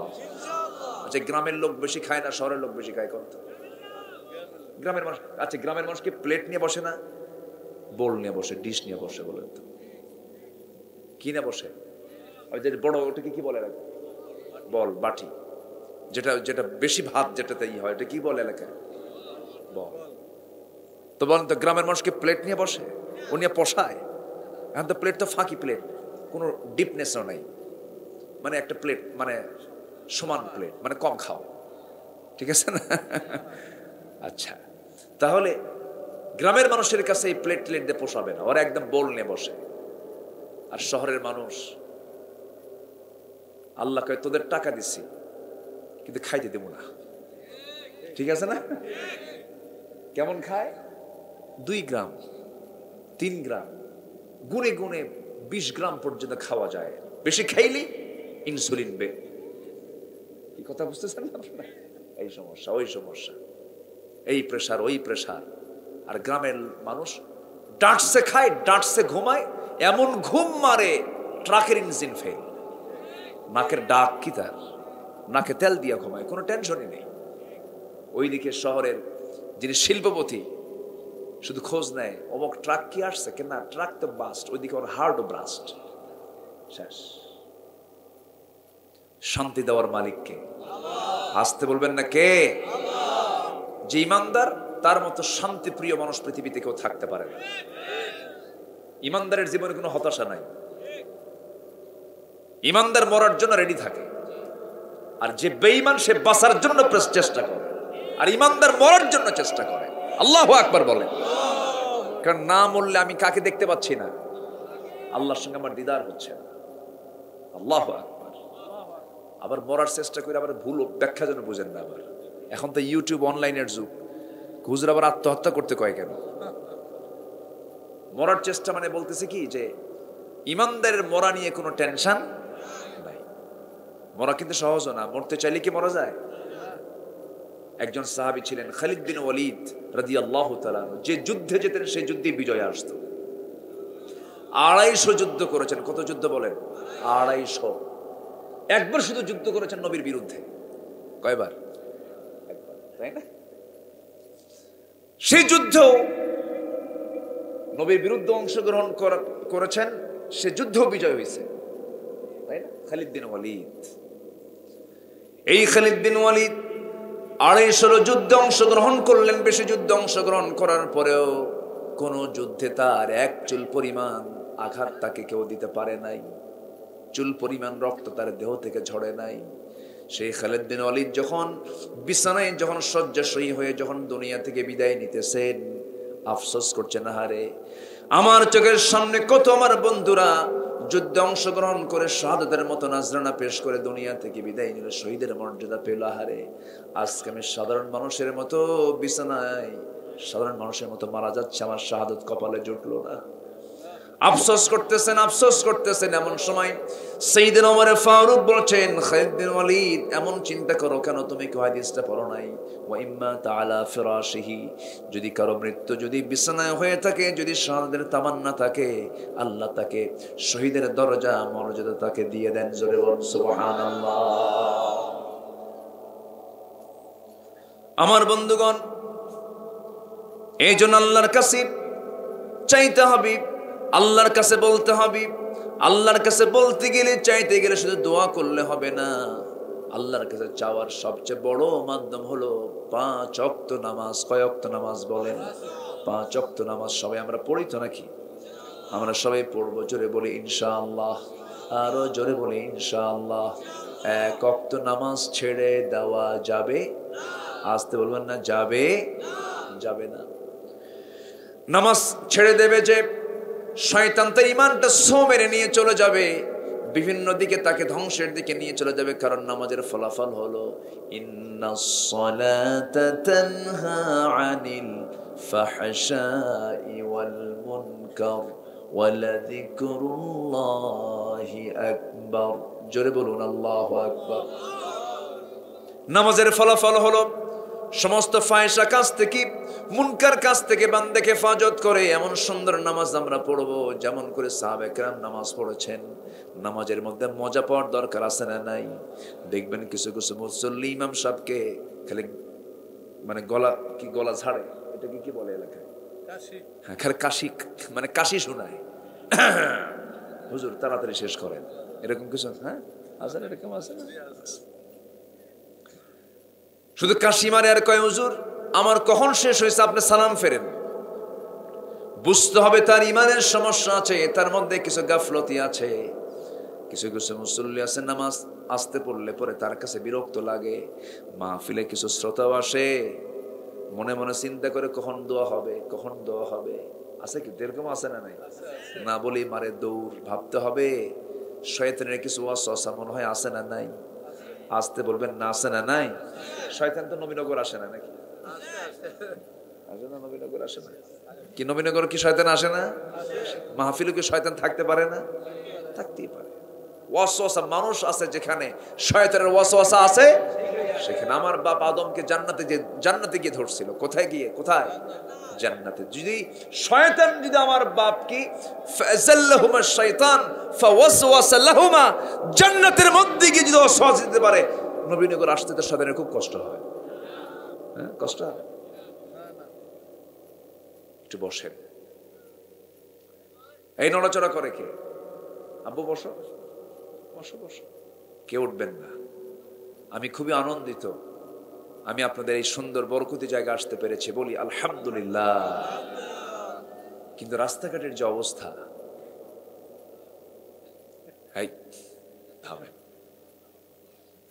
মানে এমন ভাঙচুর অবস্থা, আমার মানে গাড়ির চাকা থাকাও মুশকিল, আমার কোমর থাকাও মুশকিল। যাই হোক, আসতে পেরেছি আলহামদুলিল্লাহ। জোরে বলি আলহামদুলিল্লাহ। একটা প্রশ্ন করবো, আমার দেশে মানুষ বেশি না চোর বেশি বলেন তো? এই তো পাইছি আমরা কেউ ভালো না, আমরা ভালো হতে পারিনি। মসজিদে গিয়ে টেনশন হয়, আমার জুতা আছে তো? জুতা নিয়ে টেনশন হয়। বলেন আপনি কি, আমরা কোথায় আছি আমরা? বলেন, বোনকে সম্পদ বুঝায় দেই না। মার পেট থেকে যে বোন হয়েছে, আমি সেই পেট থেকেই হয়েছি, বোনকে ঠকাই। এরকম লোক তো নবীনগর নাই। খুব ভালো, বোনকে সম্পত্তি বুঝায় দেয়। বাপ মারা গেছে যেদিন, অথচ আল্লাহ তাআলা বোনকে আগে দিতে বলেছেন, লিযযাকারি মিসলু হাযিল উনসাইন। আগে বোনের সম্পদ বুঝায় দাও, বোনকে দেন। সূরা নিসা তো মেয়েদের সূরা, আল্লাহ তাআলা মেয়েদের অধিকার আগে দিতে বলেছেন। যাও এটাকে ক্লিয়ার করে বোনকে বুঝায় দেওয়ার পরে তোমরা ভাইরা ঠিক করে নাও। এখন কি করে? আগে ভাইরা মাফ দিতে নিয়ে আগে মামলা কইরা বিবাড়িয়া যায়। আছে না নাই বলেন? বোনকে তো সম্পদ বুঝায় দেয় না, বরঞ্চ বোনকে উল্টা ওয়াজ করে। বোনকে পাশে বসায় রেখে বলে, বোন একটা কথা বলবো কি, অংশ নিলে কিন্তু ধ্বংস হয়। দেখছেন কি ওয়াজটা দিল? দেখেন, এটি কি কোরআন থেকে ওয়াজ না শয়তান থেকে ওহী নাজিল হয়েছে? ওহী নাজিল করছে কে? শয়তান। বোনকে দেয় না। আপনি হকুল ইবাদ নষ্ট করবেন, বান্দার হক নষ্ট করবেন, জান্নাত বাজেয়াপ্ত হয়ে যাবে, আপনার নামাজ কবুল হবে না। আমার দেশে সবচেয়ে বেশি নষ্ট হয় কি বলেন? বান্দার হক নষ্ট হয়। ভাবতেছেন নামাজ পড়লাম আমার ইমান হয়ে গেল? না, ইমানের চেকিং নামাজে নয়, ইমানের চেকিং মসজিদ নয়। ইমানের চেক হবে হলো মাঠে, ময়দানে, ব্যবসা বাণিজ্যে, লেনদেনে, জিহাদের ময়দানে। এগুলো যায়। লা ঈমানা লিমান লা আমানাতা লাহ, লা ঈমানা লিমান লা আহদা লাহ। ইন্নাল্লাহা ইয়া'মুরুকুম আন তু'আদ্দুল আমানাতি ইলা আহলিহা ওয়া ইযা হাকামতুম বাইনান নাসি আন তাহকুমু বিল আদল ইন্নাল্লাহা নি'ম্মা ইয়া'ইযুকুম বি। আল্লাহু আকবার। কিছু নাই এগুলো। কি যে প্রবলেম, চেয়ারে একবার বসলে আর কেউ ছাড়ে না। গোটা দুনিয়া জুড়েই সমস্যা এরকম। আমেরিকা এই সমস্যা আছে না নাই? রাশিয়া, যেখানে যান সব জায়গায় একটাই সমস্যা, গদি সমস্যা। একবার গদি পাইলে সুপারগুলো আটা দিয়ে বসে, কোনো ছাড়াছাড়ি নেই। কিন্তু কেউ ভাবে না যে মরবো, কেউ ভাবে না মরবো। মানুষ মরবো এই চিন্তা করলে কি মানুষের আজকে এই অবস্থা হয়? যদি না মরতো তাহলে যে কি করতো আল্লাহ জানে। মরে যাবে তাই যে অবস্থা। সম্মানিত ভাইয়েরা, হক নষ্ট করব না। জোরে বলি ইনশাআল্লাহ, জোরে বলি ইনশাআল্লাহ। আউয়ালু মা ইউকদা বাইনান নাস ইয়াউমাল কিয়ামাহ আদ-দিমা। সাবধান, আমরা সতর্ক থাকব হকের ব্যাপারে। জোরে বলি ইনশাআল্লাহ। যদি আমার বাপ মারা যায়, বাবা যদি একটা তার ঘাড়ের গামছাও রেখে যায়, সেই গামছা 3 ভাই 3 টুকরা হয়ে 3 জনের কাছে চলে যাবে। এটার নাম হচ্ছে আমানত। এটার নাম কি? আমানত। এটা হক। আবার কিছু বাবা শখ করে নিজের ছোট ছেলেকে বেশি দেয়, এরই বাপরে শখ, জাহান্নাম যাবা তুমি। আসতে কোন কেন? ঠিক কিনা? শখ করে আপনার ছেলেকে আপনি বেশি দিবেন, একজনকে আরেকজনকে দিবেন না। এটা শখ নয়, এটা হক নষ্ট। এটাকে শখ বলেন, এটা হক নষ্ট। কি ঠিক আছে না? কি এটা আমার ছোট ছেলে, এটাকে বেশি দেই, দেওয়া যাবে না। হজে যাওয়ার আগ দিয়ে আবার কিছু বাপ আছে, 4টা মেয়ে 1টা ছেলে, 4 মেয়েকে ডাক দিয়ে বলে, মা তোদের বিয়ে দিছি, তোর অন্যের বাড়িতে থাকিস, তোদের বিয়ে সংসার হয়ে গেছে। আমার একটা ছেলে, জমি 50 বিঘা, তো এই সম্পদ তো আমি যদি মারা যাই তোরাও পাবি, আমার একটা মাত্র ছেলে, তো আমি তোদের কাছে একটু ওসিয়ত করে যাই, তোরা তোদের যে অংশ পাবি সে অংশটা আমার ছেলের নামে লিখে দে। দেখছেন কত বড় পাজি এটা? ওর হজ করার দরকার আছে বলেন তো? ওর হজের কোনো দরকার আছে? আমার মনে হয় এগুলো বলে আমি মানে মেয়েদের অংশগুলো বের করে দিচ্ছি, মনে হয় আপনাদের অসুবিধা হচ্ছে কিনা জানি না। অসুবিধা নেই তো? আচ্ছা, হক কথা তো বলতেই হবে আমাকে, তাছাড়া আপনি আবার আমাকে ধরবেন, আপনি আমাকে বলে ফেলবেন, কিয়ামতের দিন মামলা দিবেন, আমি আল্লাহর কাছে কেমনে জবাব দেব? এই জন্য আমাকে বলতে হচ্ছে। এই জন্য আল্লাহ রাব্বুল আলামিন বলেন, আমি তোকে আমার দফতর থেকে চারিত্রিক সনদ দিয়ে দেব, সত্যবাদিতার সার্টিফিকেট দিয়ে দেব, আমি তোকে জানিয়ে দেব তুই সত্যবাদী, তোর জান্নাত হবে নবীদের সাথে, সিদ্দিকীনদের সাথে, শুহাদাদের সাথে। চিন্তা করবি না বান্দা, 2টা কাজ করে আয়।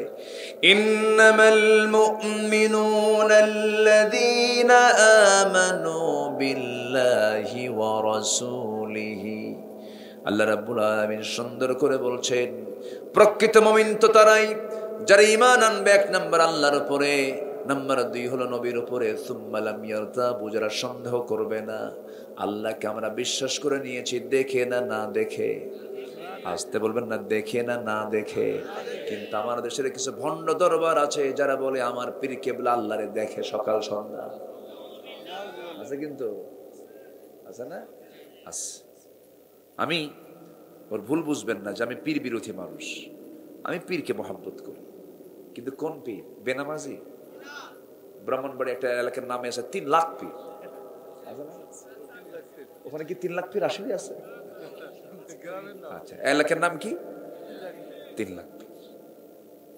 মানিকগঞ্জ এক মাহফিল ছিল আমার, যে গ্রামে মাহফিল করতে গেছে বললো, হুজুর এই গ্রামে 350 পীর আছে।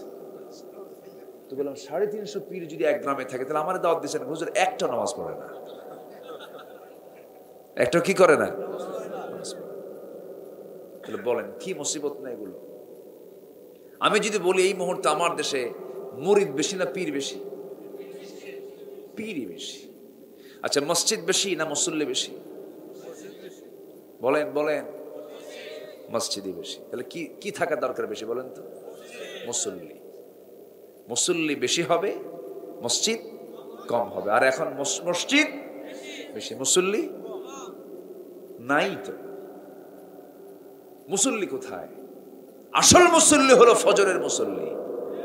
জরিপ করে দেখবেন অধিকাংশ মসজিদের ফজরের নামাজে 3 জন মুসল্লি, ইমাম, মুয়াজ্জিন, খাদেম। আমি কিন্তু ভুল বলছি না, আমি কিন্তু জরিপ করে কথা বলতেছি। মসজিদ বানায় আপনি কি করবেন? এখন তো অনেকে জিদের বসে মসজিদ বানায়, অমুকের দাদার জায়গায় মসজিদ, হয়তো একদিন সে বলেই ফেলছে আমার দাদার জায়গায় মসজিদ, বেশি মাস্তানি করিস না, যা তো এই মসজিদে আসবোই না। ও ভুল করলো, যে বলছে ও ভুল করলো। যে বলছে আমার দাদার জায়গার মসজিদ, তখন এর বলতে হবে তোর দাদার না, এই জায়গা তোর দাদার না, আল্লাহর জায়গা। আল্লাহু আকবার বলে, কথা শেষ হয়ে যেত। কিন্তু যখন বলছে তোর দাদা, যা তোর দাদার জায়গায় যাব না, আমার দাদার জায়গায় মসজিদ বানাবো। কি আছে না, এগুলো আছে না? চট্টগ্রাম, দুই কোনায় দুই মসজিদ, মাঝখান দিয়ে আর একটা মসজিদ। গোটা গ্রামে মুসল্লি হলো 300 জন, মসজিদ হলো 3টা। খুব ভালো, তাই না? খুব ভালো নাকি?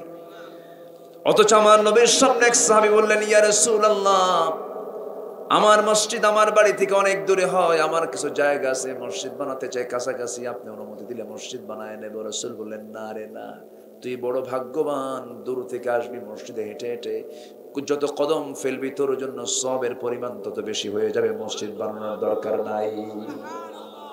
সুবহানাল্লাহ। আর এখন মসজিদের ছড়াছড়ি, এখানে সেখানে মসজিদ, দৃষ্টিনন্দন মসজিদ। আর মসজিদ বানার ভাবে যে জান্নাত তো পেয়ে গেছে, এত সস্তা না।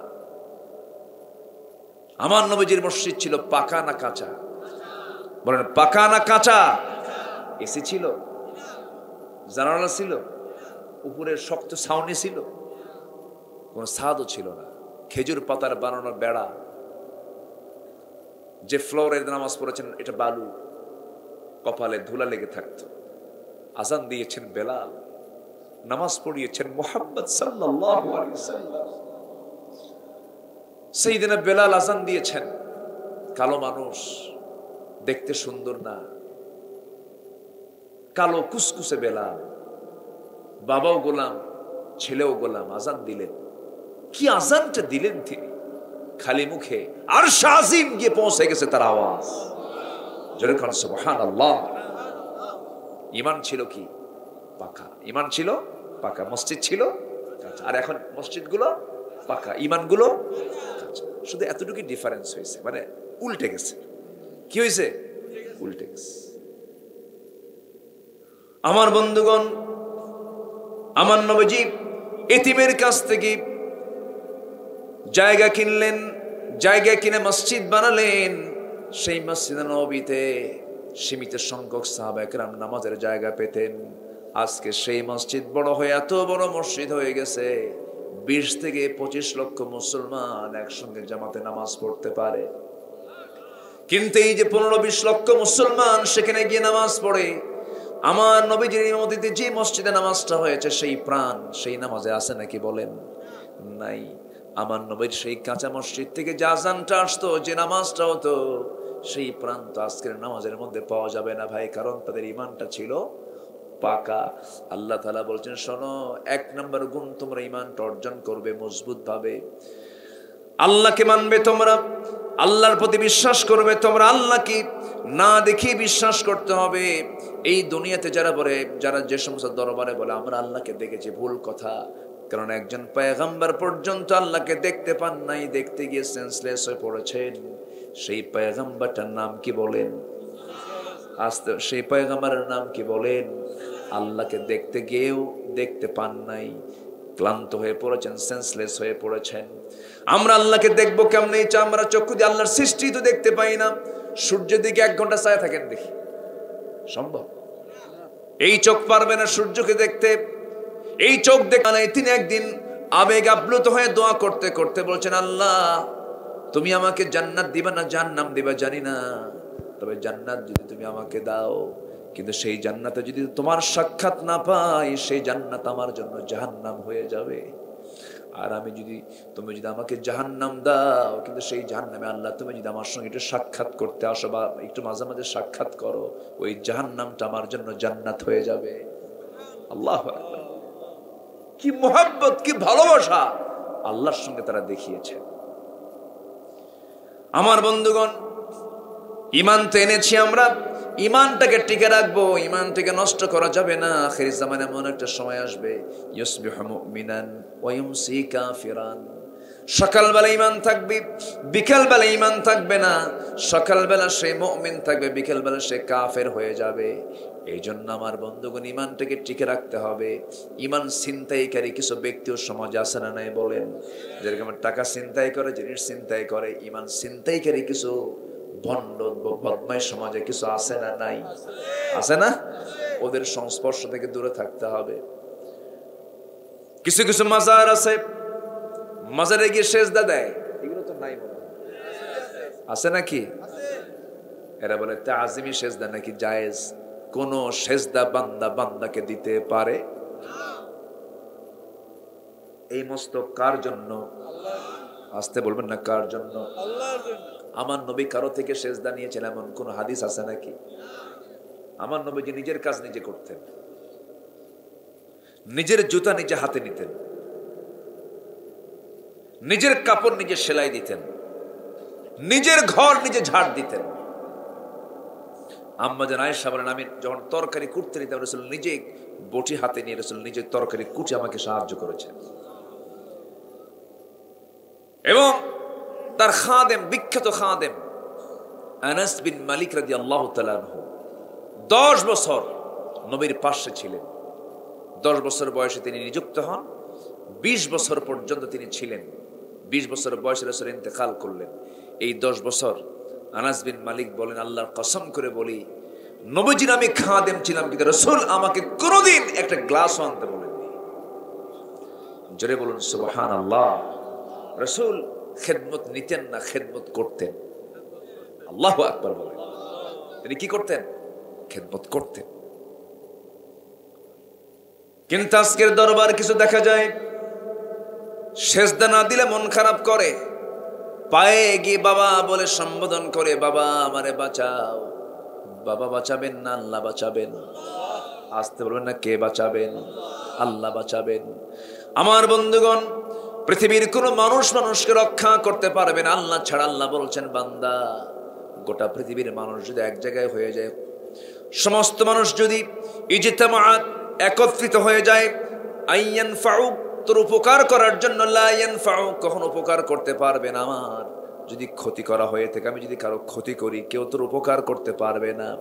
আমি যদি কারো কল্যাণ করি, পৃথিবীর কেউ তোর ক্ষতি করতেও পারবে না। সকল কল্যাণ অকল্যাণ কার হাতে? আসতে বলবেন না, কার হাতে? আল্লাহর হাতে। দয়া করে কেউ মন খারাপ করবেন না, এই বিষয়টা স্পষ্ট হওয়া দরকার।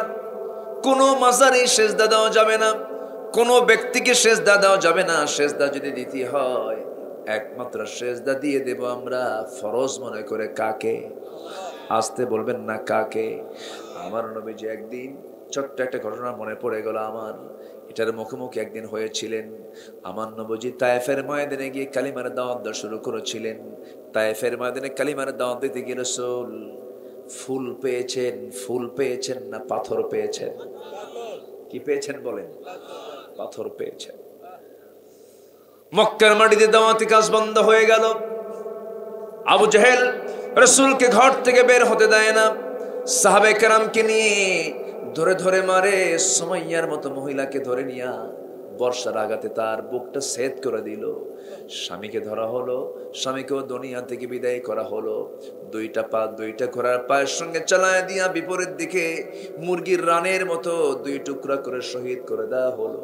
ইয়াসির রাদিয়াল্লাহু আনহুকে আম্মারকে মারতে মারতে জখম করে দেওয়া হলো, হাইয়ান মাজরুহান, জখম অবস্থায় তিনি বেঁচে থাকলেন। এইরকম করে করে জাকি যেখানে পাওয়া হয়, খাব্বাবকে মারা হলো। মারতে মারতে পিঠটা ধবল কুষ্ঠের ন্যায় করে দেওয়া হলো, চামড়াগুলো ঝলসে দেওয়া হলো, মারতে মারতে রক্তাক্ত করে ফেলে দেওয়া হলো। আমার নবীজির দাওয়াতি কাজ বন্ধ। নবীজির দাওয়াতি কাজ তো একটা নেশার মতো।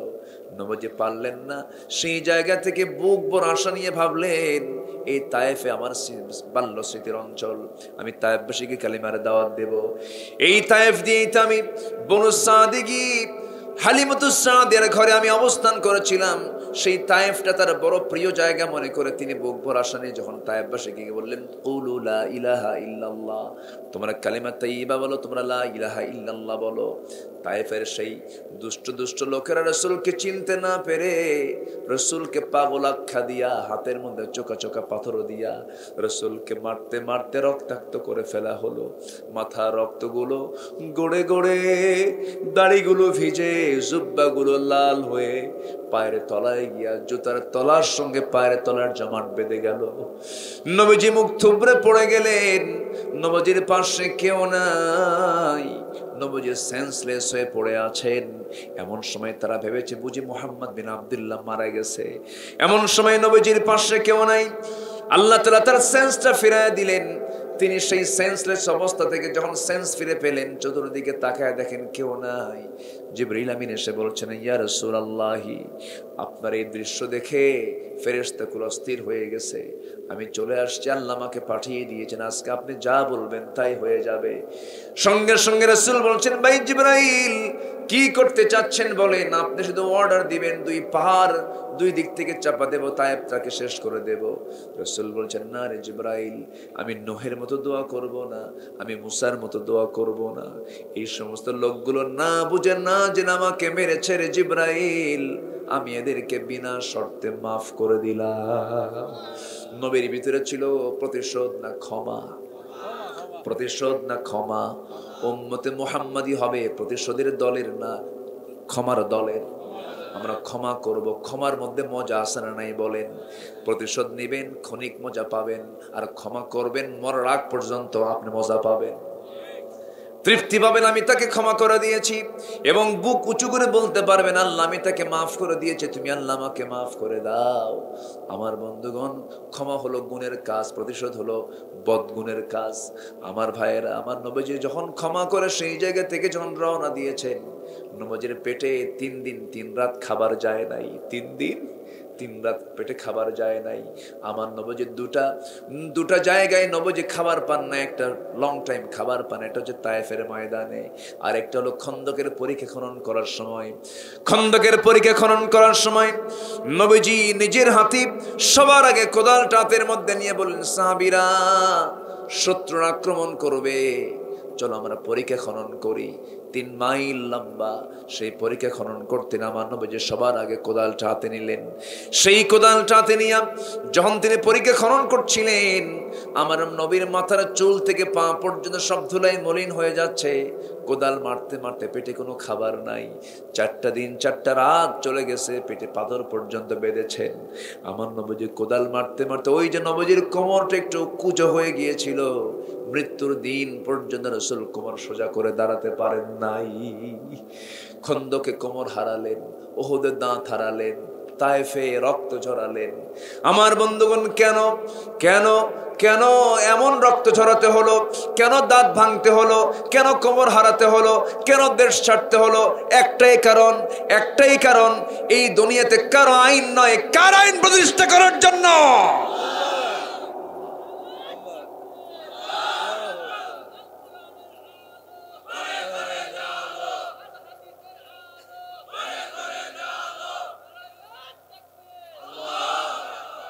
সম্মানিত ভাইয়েরা, নবীজি আমার ওই মাঠটা খেলেন, তায়েফের ময়দান থেকে রওনা দিয়েছেন। পিছে একবার তাকান, কেউ আমাকে ধরে ফেলে কিনা। দৌড় মেরে মেরে আর পারছেন না, শরীর আর কুলায় না। আমার নবীজির সামনে দেখলেন একটা আঙ্গুর বাগান। আঙ্গুর বাগানের মধ্যে ঢুকে পড়লেন, চিত হয়ে পড়ে গেলেন, আর তার শরীর কুলায় না, রক্ত শূন্যতায় ভুগছেন আমার নবীজি। ওই আঙ্গুর বাগানের কেয়ারটেকার একজন রাসূলকে দেখে কাছাকাছি চলে এসে দেখে এত পরিমাণ রক্ত ঝরতেছে, মনে হয় লোকটা বাঁচবে না। দয়া হলো, মায়া হলো, আঙ্গুর বাগান থেকে থোকা থোকা কয়েকটা আঙ্গুর পেরে নিয়া চিপে চিপে চিপি চিপি মোটে 1 গ্লাস আঙ্গুরের রস প্রস্তুত করে সিরাত ইবনে হিশামে এসেছে। আমার নবীর সামনে এই যুবকটা আমার নবীর সামনে আঙ্গুরের রসের সেই গ্লাসটা হাতের মধ্যে দিয়ে বলছে, ও যুবক, তুমি এটা পান করো, না তুমি মরে যাবা। আমার নবী একটা মুস্কি হাসি মারলেন, 3 দিন 3 রাত না খাওয়া। আমার নবী আঙ্গুরের রসটা হাতের মধ্যে নিয়ে বিসমিল্লাহ বলে 3টা ঢোকে পান করলেন। আলহামদুলিল্লাহ বলে যুবকের দিকে তাকায়া মায়াবী চোখে তাকায়া, মায়াবী চেহারায় তাকায়া বলছে, যুবক, তোমাকে ধন্যবাদ, আমাকে তুমি সুন্দর করে সহযোগিতা করলে, আমাকে হেল্প করলে, আমাকে সাহায্য করলে। তবে যুবক, তোমার নাম তো আদ্দাস। আদ্দাস আশ্চর্য হয়ে মনে মনে চিন্তা করে, আমার নামটাই লোকটা জানলো কেমনে? কোনোদিন দেখলো না, আমিও তাকে কোনোদিন দেখলাম না, আমাকে না চিনে না বুঝে আমার নামটা বললো কেমনে? কৌতূহল জাগলো। এবার বলতেছে, যুবক, আমার নাম তোমাকে কে বলে দিল? আমার নামটা তুমি জানো কেমন? আমি তো তোমাকে চিনি না, তুমি আমাকে চেনো না। রাসূল বলছেন, আদ্দাস, শুধু তোমার নামটাও জানি না, তোমার জন্মের স্থানটাও জানি, কোন গ্রামে তোমার জন্ম এটাও আমি জানি। কি? আমার গ্রামের নাম কি? নিনুয়া। আরো আশ্চর্য হয়ে গেল। এবার বলতেছে, আমার গ্রামের নামটা আপনাকে কে বলে দিল? আমার নামটা আপনাকে কে বলে দিল? রাসূল বলছেন, শোনো, তুমি যে গ্রামে জন্ম নিয়েছো সেই গ্রামে একজন আল্লাহর পয়গম্বরের জন্ম হয়েছে। কে? ইউনূস আলাইহিস সালাতু ওয়াস সালাম। আল্লাহর পয়গম্বর ইউনূসের জন্ম আমার গ্রামে, নিনুয়া নামক গ্রামে। তোমাকে এই কথা কে বলে দিল? সঙ্গে সঙ্গে তিনি বলছেন, শোনো আদ্দাস, একজন নবীর কাছে তার একজন নবীর খবর থাকতেই পারে।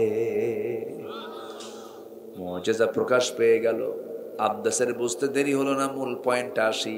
আদ্দাসের বুঝতে দেরি হলো না, সঙ্গে সঙ্গে করলো কি?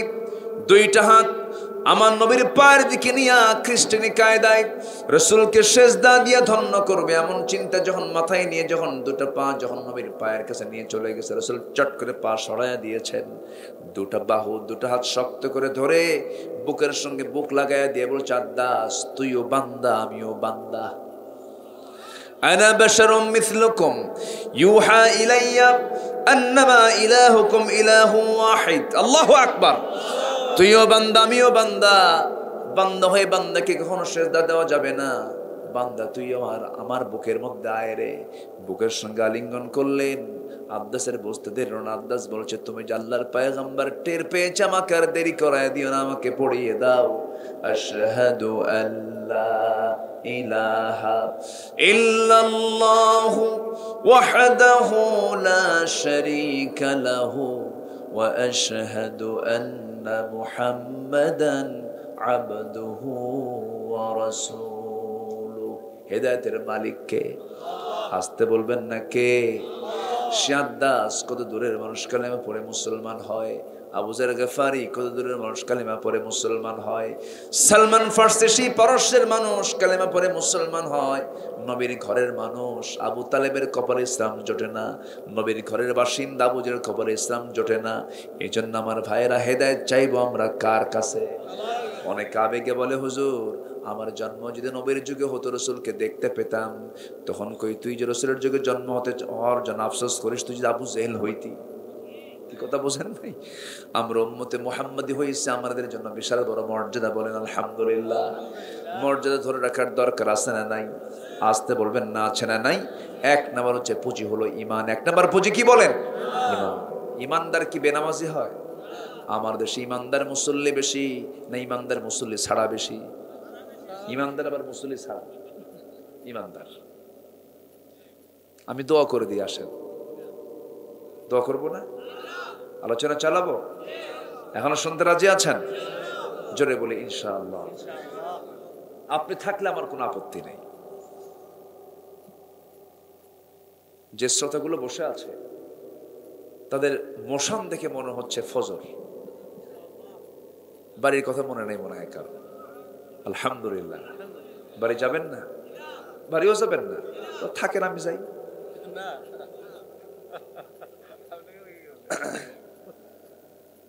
খুব ভালো। আপনারা ফজর পড়বেন কারা কারা? একটু হাত তুলে দেখেন তো, ফজর কারা কারা পড়বেন? জোরে বলি, ইয়া আল্লাহ, আমাদেরকে ফজর, জোহর, আসর, মাগরিব, ইশা 5 ওয়াক্ত সালাত আদায় করার তৌফিক তুমি আল্লাহ দিয়া দাও। জোরে বলি আমিন। আরো জোরে আমিন। ইমান আনবো আমরা, মরা ইমান না তাজা ইমান? অনেকে কয় ইমান যখন আছে জাহান্নাম খেটে হলেও তো জান্নাত পাবো। দেখছেন কি হিম্মত, দেখেন আছে না, এরকম আছে না? এই সমস্ত কথা কি ইমানদারের মুখে মানায়? এটা কি মানান না বেমানান? এমন জাতীয় কথা বলাও জায়েজ নাই। কি জাহান্নাম ঢুকেও তো একদিন তো জান্নাত মিলবে, তো ইমান তো আছে তো, দেখছেন? মানে ওর ভাব কি, মানে জান্নাতও কিনে নিছে। যেরকম নাউজুবিল্লাহ, এগুলো কথা বলা যাবে না।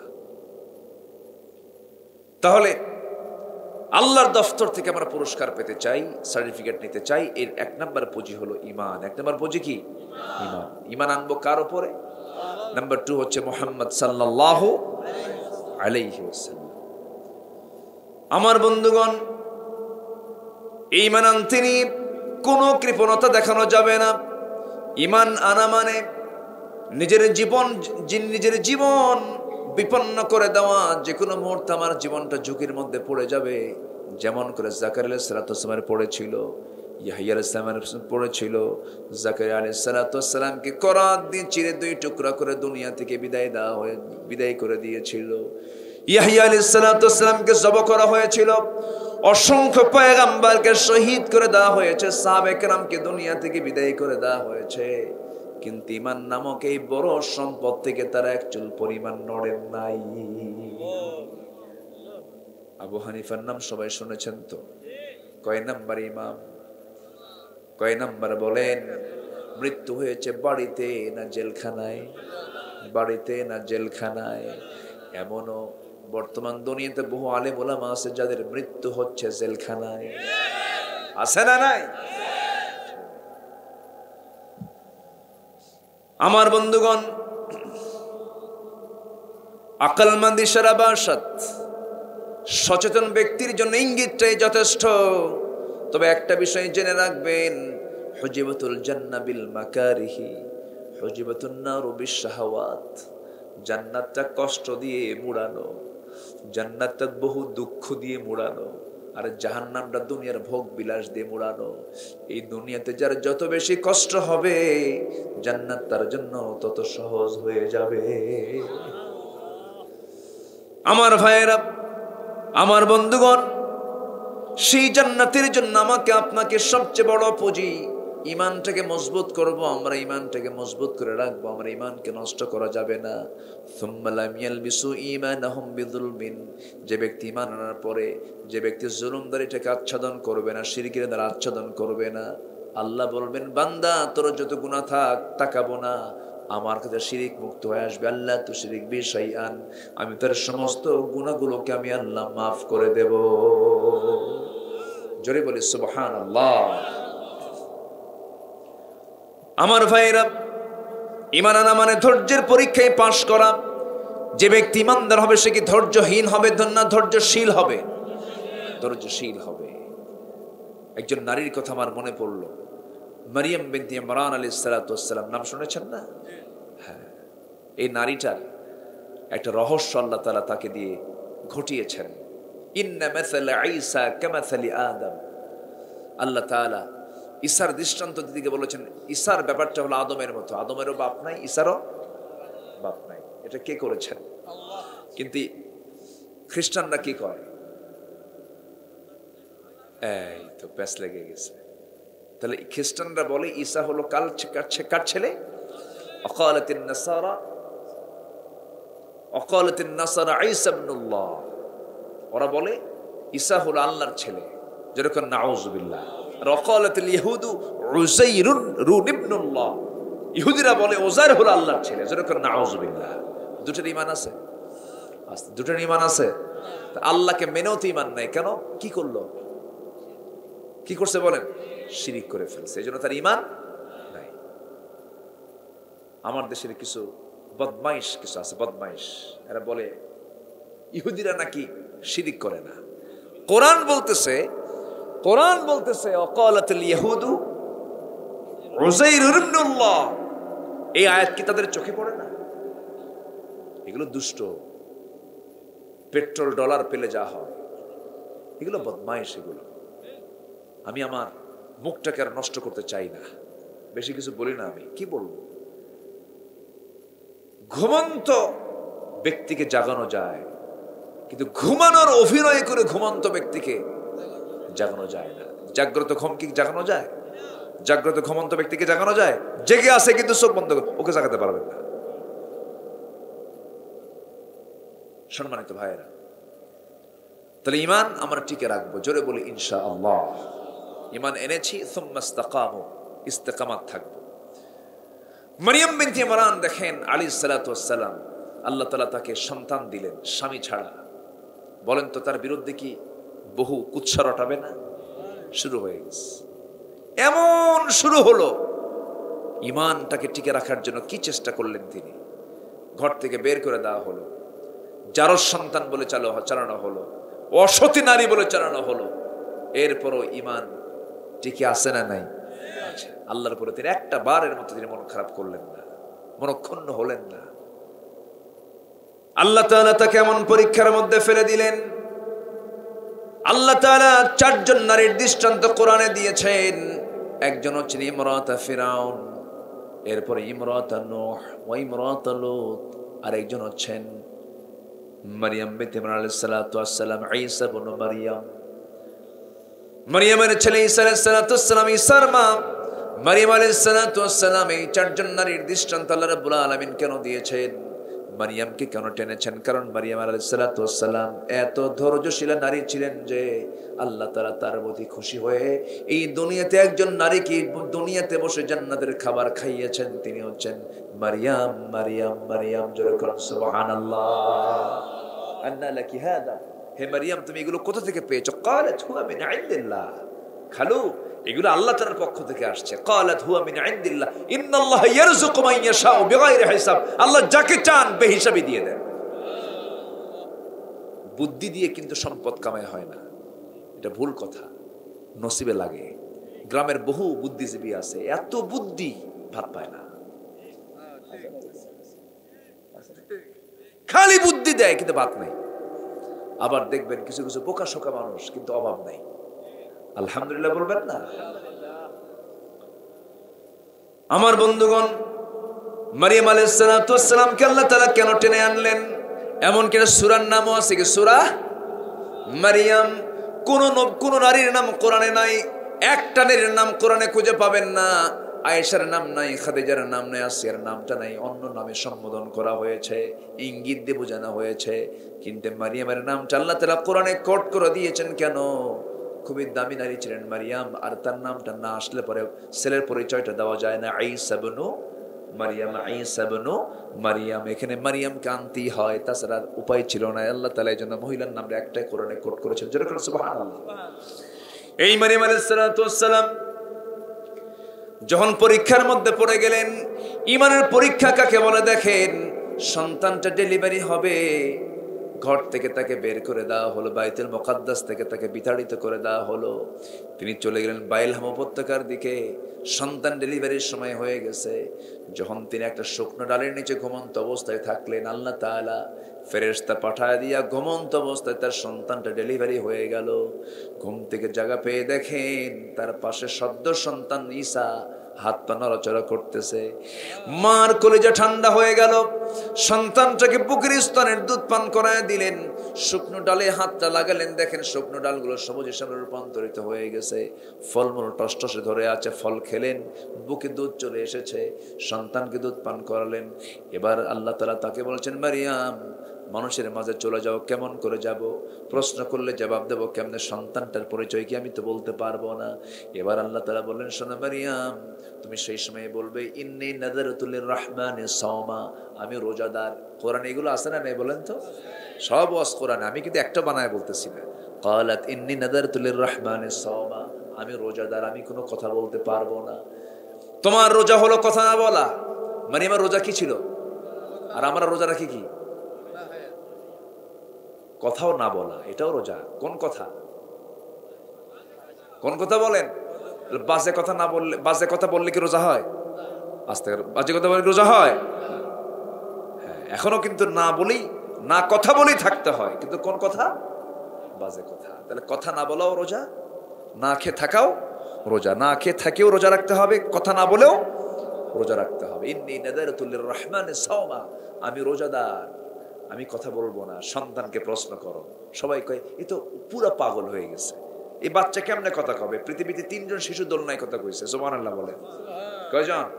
3 জন। দেখেন ওয়াজ শুধু বাড়েই, কোন দিকে যায় কল? গড়িও তো ঘরে। উজ্জ্বল ভাই কই? এই আছে আছে, কোথাও আছে তো, ওই যে সামনে বসে আছে। শোনেন, উনি চালাক, পিছনে বসে ওয়াজ শুনে মজা পাওয়া যায় না। আমিও তো শ্রোতা, তো আমিও তো অনেকের ওয়াজ শুনি। পিছনে বসে কিন্তু মজা পাওয়া যায় না, মুখোমুখি আই কন্টাক্ট হতে হয়। আই কন্টাক্ট হলে মজা আছে। শেষ করে দিই নাকি? তাও শেষ করবো না।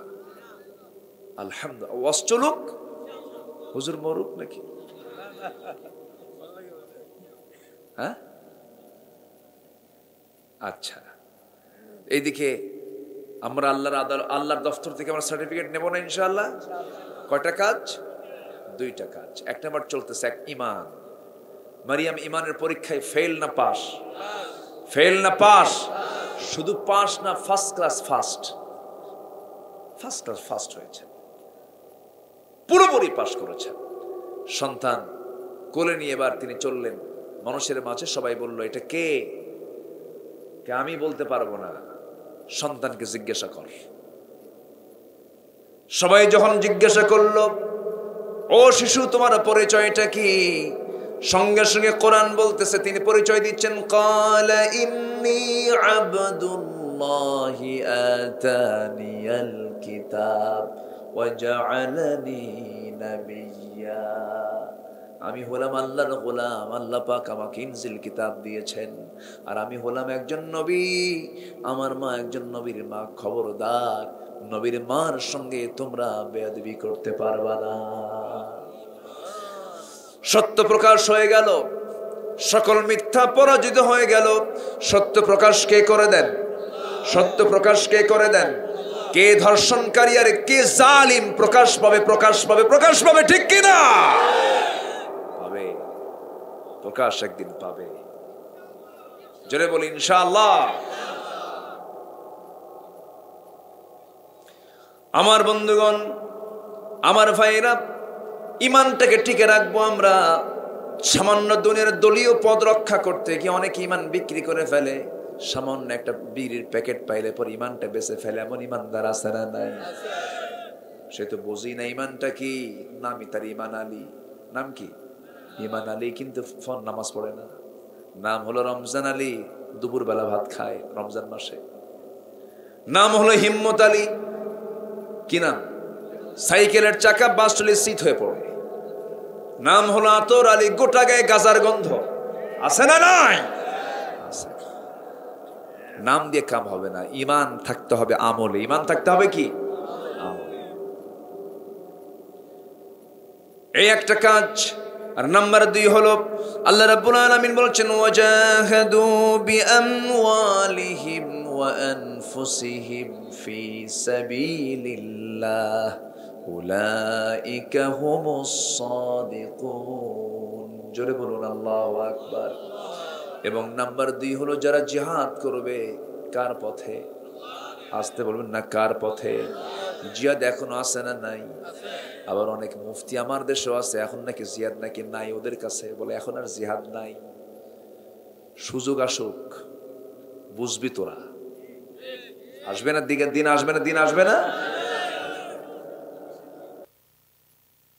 মুসলমান রক্তাক্ত হয় আর ফতুয়া দেয় ফরজ নামাজের পরে মনোযোগের দরকার নাই। মুসলমান রক্তাক্ত। ফিলিস্তিন মৃত্যুপুরী, জ্বলন্ত অগ্নিকুণ্ড। আজকে মুসলমান ফতুয়া দেয় তারাবির নামাজ 1 রাকাত, 8 রাকাত না 20 রাকাত। চিন্তা কর, রাসূল নূর না মাটি? আমি নাচতে বলবে না, জোরে বলবে। মশার রক্ত গায়ে লাগলে উযু থাকবে কি থাকবে না? এই হলো মুসলমানদের ফতুয়া। সকল ভেদাভেদ ভুলে গিয়ে প্রেজেন্ট ওয়ার্ল্ডের চাহিদা হলো মুসলমানদের জন্য এক হওয়া, ঠিক কিনা?